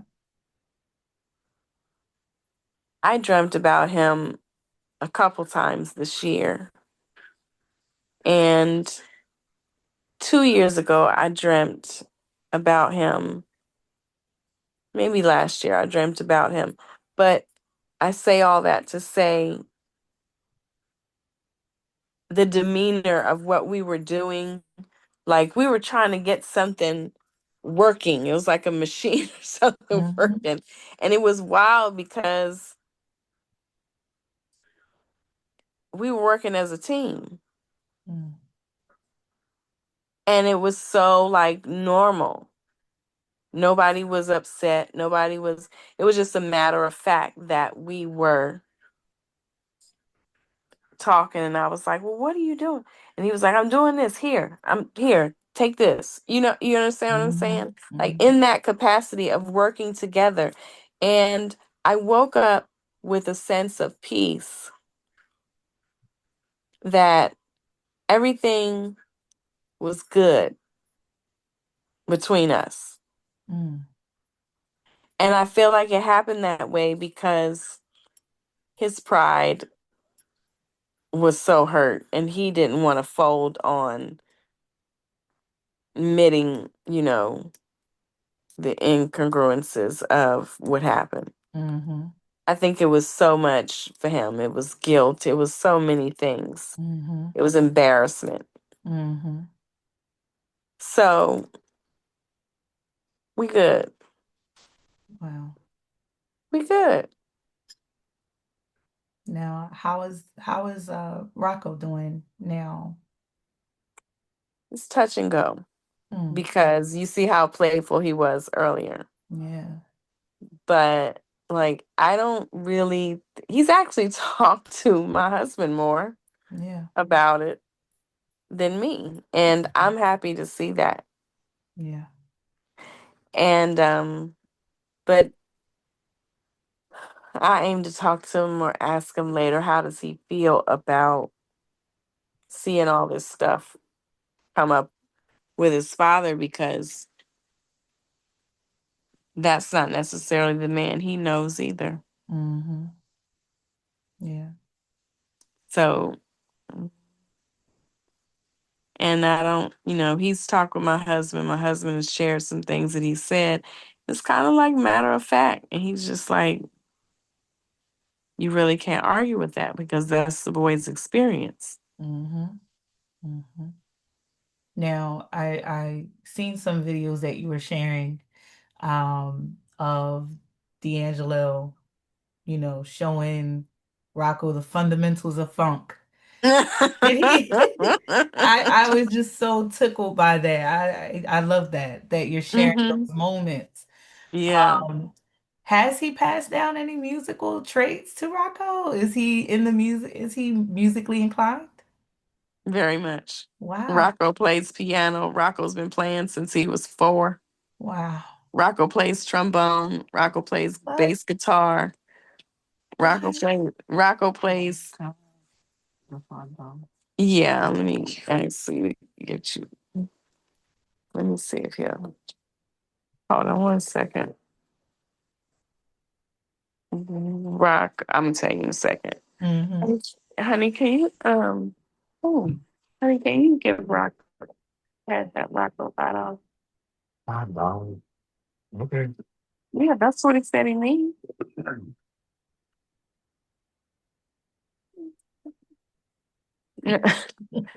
Yeah, in a few minutes, Rocco, when Z is done, okay? Thanks, Mr. Z. So, yeah. I mean, Rocco does play everything. Mm. Rocco plays everything, just like Mike. Mike gave him his ear. Wow. Rocco plays by ear. He doesn't read. Mm. He hears and he can play it. He can play it on the piano. He can play it on the guitar. Wow. Michael gave everything that he has to Rocco. Mm. I don't know, but all of the children are talented. Yeah. They are. But Rocco got a lot. And he's driven. musically. I know you heard him playing his trombone earlier. Mm-hmm. He's driven in the same manner. Rocco's always wanted to make music. I struggled in the beginning because I was like, I don't want people to put that on him. Mm-hmm.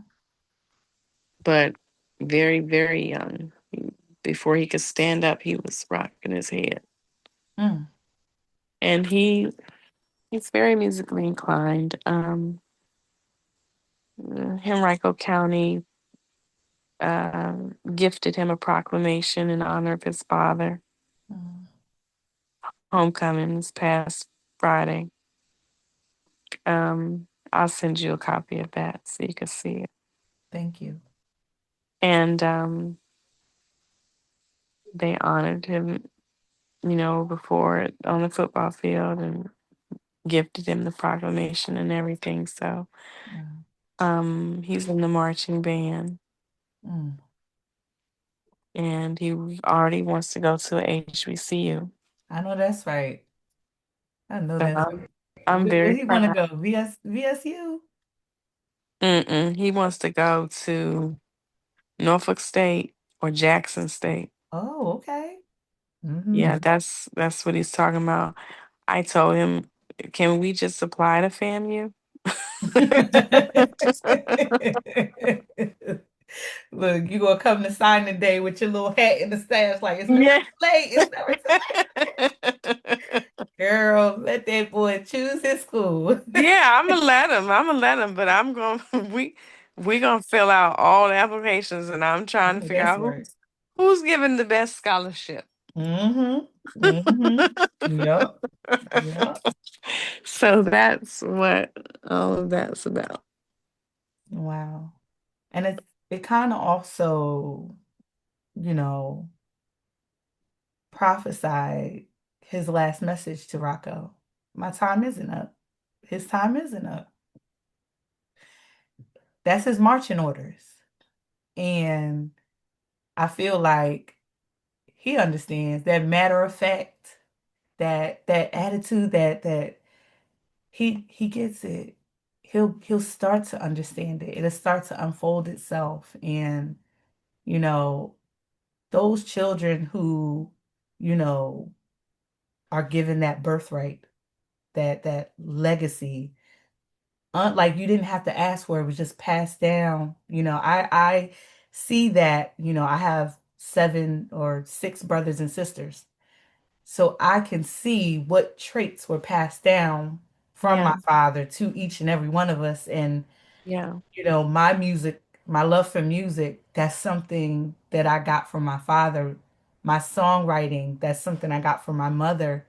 So I get Mhm. it. Every aspect of knowing when to hear marching orders, when your parents say certain things to you, and knowing what to keep and Mhm. never let go of. And, I just know that he is going to do some great things, and really take just his father's legacy and take it to realms that I'm pretty sure D'Angelo probably couldn't have seen, or those around him probably did. He's definitely got a village.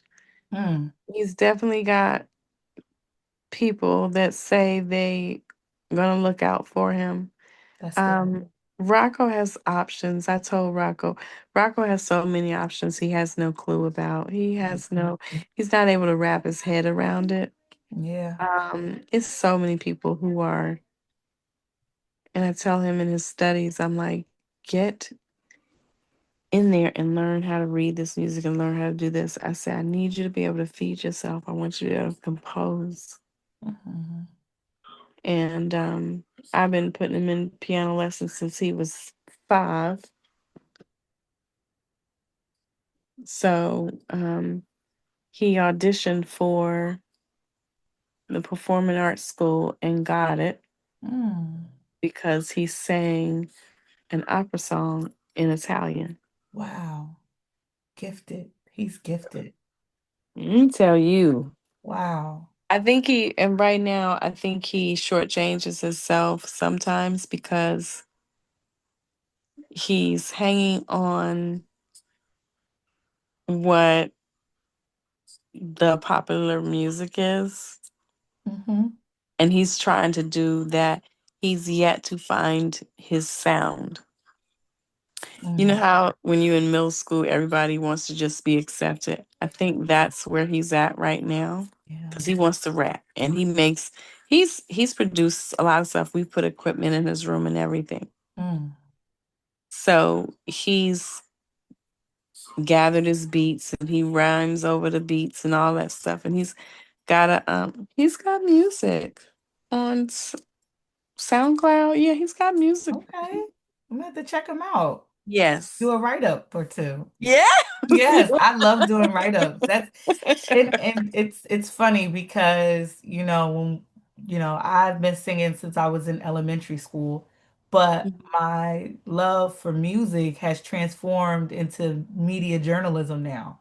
So Yeah. I like listening and giving the best explanation of how that song makes me feel, you know? Yeah, that's And so cool. he's going to go through so many change. Like I went through the rapper phase, I went through the poet phase, and he's going to go through such a transformation. But Mhm. you guys have put, five, putting him in, you know, piano lessons, you started him off on the right track. And Piano lessons. He's already been in talent shows in middle school. He's girl, already and he's only he's 15. yeah, and he's done like exhibition performances and stuff like that. Mm, He's ready to do his thing. yeah. And I tell him all the time how blessed he is to know exactly what you want to do Hmm. from the moment you know you're alive. Hmm. But yeah, I mean, if you coast on my Instagram way down there, you'll see him when he's little and Wow. how he's, being himself. But I'll be happy when he gets his refinement and he really levels up to his abilities. Like I said, he gotta be a rapper and everything right now. And Is I'll he be like, influenced by his older brother, Michael, when it oh comes to yes, oh my I God. bet. I bet. Yes, I yes. He bet. he calls his brother. His brother tells him how to do stuff, what to do, and his brother's recent advice was stop trying. He was like, "We need a manager. We need this."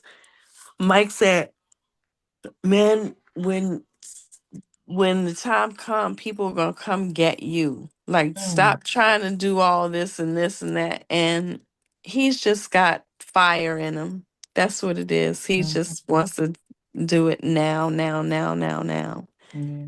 And he's from this generation that's what they understand. Mm. And So does he receive any guidance from his older sister, Amani?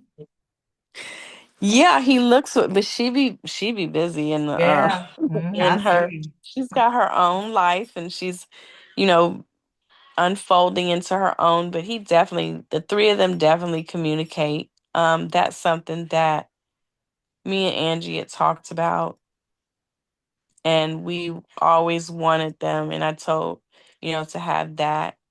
Um, Mike and I told Mike, I said, you was my baby before I had a baby. Like, I remember when he was little, like that video, Send It On, where he was little. I was there. Wow. I was I was sitting next to Mike's mother in the crowd, and Angie was sitting in the row in front of me, and we were in we was in the boxes on Mm, the side. So we've been around yeah. for a while, and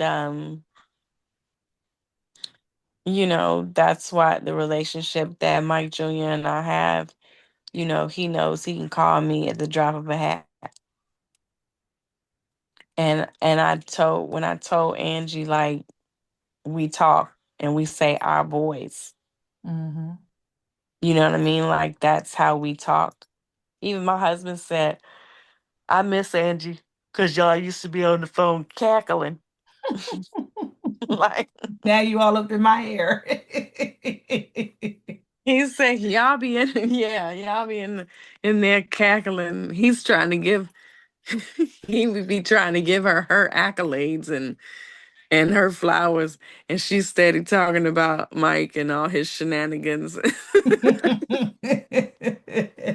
He would be, what you, He what like, you I say, gotta prove every night my love for baby? this woman. Baby, what you say? What you say when you said you was trying to tell Angie you want to hear more music, and she be doing what? You said that you trying to give her flowers, and all she's sitting there doing is in the background of Michael. Talking about D'Angelo. I don't want to talk about him. Oh, Child.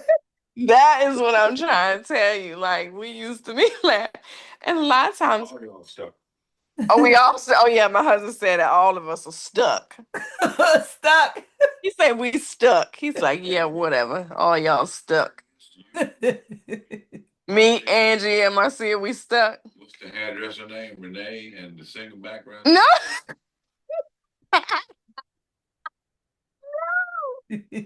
I'm not stuck. I've moved on. He said to hell, he said to hell you ain't you over there doing some interview. That's what the problem is. And that's real life for you. Yes. Well, I thank you so much for giving, just allowing me to be in this space with you. I learned so much just You're as a very young woman personable. You're myself. very personable. And Thank you. so that's Thank in your favor. thank Because I you. would not be so kind as to like share. But I like authenticity. Yes, ma'am. I appreciate I didn't even get to any of my questions because Why? no, listen, I just feel like that is just like You asked me like two or three from I what asked I you, yeah, read. I asked you about two or three, but I just feel like those other questions, we'll see them pop up again with in an interview with Questlove or but what you gave me tonight, what you gave us, was healing. And for me as a young woman, navigating my own life and, Mhm. dealing with the man in my life, Yeah. it's definitely gave me healing, and a new word, womanism, you know.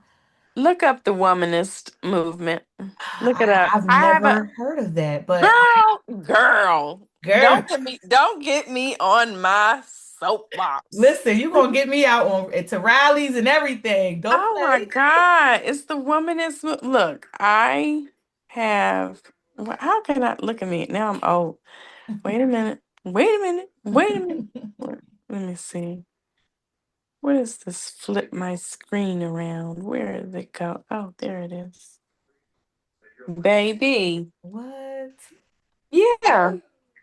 Oh, wow. African American studies. Yes. Yes, And queen. my other degree is in psychology. And I'm going to get my master's. I'm starting my master's program in the fall of 26 Congratulations. in theater and the pedagogy of performance. Mm. Wow. Oh yeah. Congratulations. I'm gonna text you about the womanist movement. I'm gonna text you. It's so many books on it. Please do. Please So do. many books on it. And yeah, Wow. Well, it this, is what it is. This story is nothing new. It's this stuff, it's a story that we've all gone through. mm, And just to tell you, like, Mike is everything that everybody says he is. But that's about 30 or 40%. mm, There's so many things, he's a very human man. He was a very human man. And he had to balance those gifts and his humanity. mm, Kind of reminds you of somebody everybody knows. mm, He's the R&B Jesus. mm-hmm, mm-hmm. The Black Messiah. Yeah. That's right. Mm-hmm. Real quick, I'm gonna tell you how nervous he was about Black Messiah going out. He Mm-hmm. met he We were living in Santa Monica in California, Mm-hmm. and he went and visited Sly Stone for the first time. He went to his house, What? and I remember the first time when he went to his house, and I also remember when he did that. We were living in San Francisco, and he did that interview with the Black Panther. Mm-hmm. I Mm-hmm. remember both times when he came home, and he was just so enamored by them both. More so Sly, but both of them were like, it was. We were together when Barack was elected. Like, Yeah. I remember. Yeah, that was in 2008. Yep. Wow. Going So. back to that interview with Black Panther, Mhm. I feel like that interview was to me the most that I've ever seen. Like his eyes were just so like popping out of his head. He's like he was so Because he was ready. He it was was just ready. like and I'm like, dang, like he was so into the moment. So Oh, he's always been like that. mm, He's always been into, like, just blackness. yeah. He's always been pro black. Hmm. He's always, there's so many things that I will say that he did not do. It was undone. So Hmm. many things that he wanted to do. But right before Black Messiah came out, when he was trying to figure out whether he wanted to name it Black Messiah or not, Hmm. he went to talk to Sly and meet him and everything. And Sly was talking about doing a new album. And he was like, maybe I should go work and produce on Sly's album. And I said, why are you trying to avoid putting this album out? Hmm. And he was like, no, it's just not ready. It's just not. I said, that's not true. Hmm. I was like, you really are scared. And literally, his albums are like babies. Yeah. Like, he does not want to give it. He does not want to give it because he feels like it's, you know, it's his. Do you think that this last album he was working on, a lot of people have mixed emotions. For one, I feel as if, like you're saying, his albums were his babies, and he didn't put it out until it felt right for him to put it out. Yeah, well, Voodoo, wait.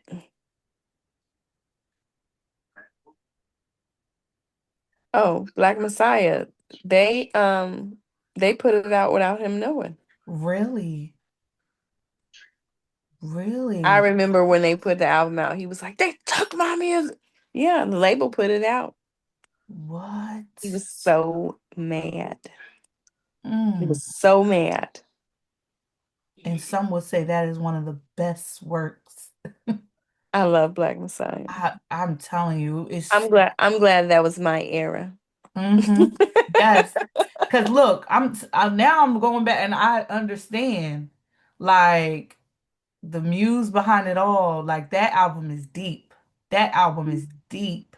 Mhm. And Mhm. hearing how deep y'all were, man, I appreciate it a little bit more now. And do you feel like Do you know Kendra? no, I don't. The girl sang Yes, background. yes, I do know who she is. Mhm. Mhm. Yeah, that was his current girlfriend.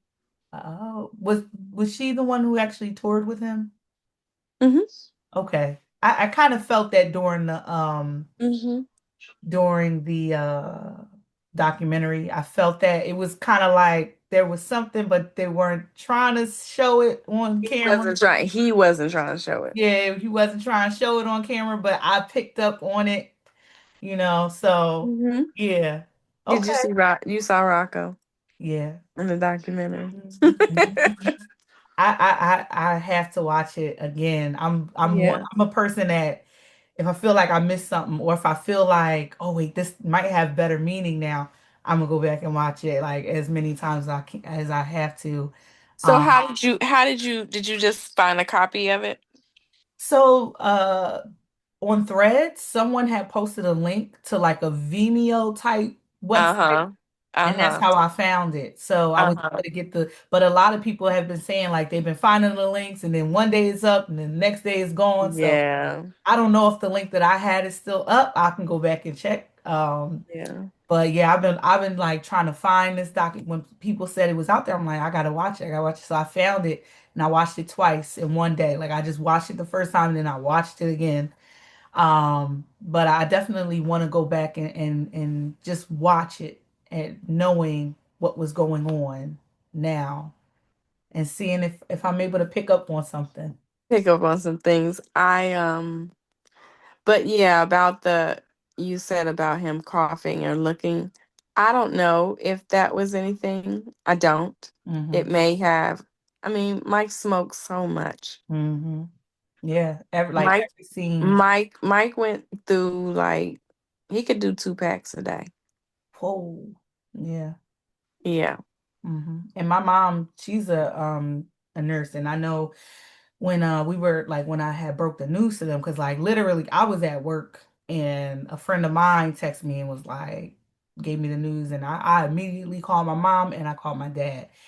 And I was like refreshing my page until I found what would happen. And my mom, she's a nurse, so she's like, yeah, pancreatic cancer, if you smoke, that's like, and I'm like, dang. So, that, this whole situation, it has been an eye opener to so many people who literally idolized D'Angelo. Mm-hmm. And it's like, y'all got to take, especially as Black men, you have to take better care of yourselves because historically, this country has used Black men as mules. So all they have done was work, work, work, work, work, work, work, work, work. And if they did detect there was something wrong with them or health-wise, it would always be because of a woman, because of whatever woman that cared enough in his life to say, listen, you got to slow down because X, Y, and Mm-hmm. Z. And this is just an eye opener for a lot of Black men to be more conscious of your health. You're not young forever. Even like my father, he's 52, Mm-hmm. 53. Yeah. And I gotta tell like dad, you gotta cut the steaks. Like you eating a steak once a week. And I mean, like, have you gotten a colon check? So Yeah. these things, we gotta, start telling our young Black men, you have to just stop and pause and think about yourself.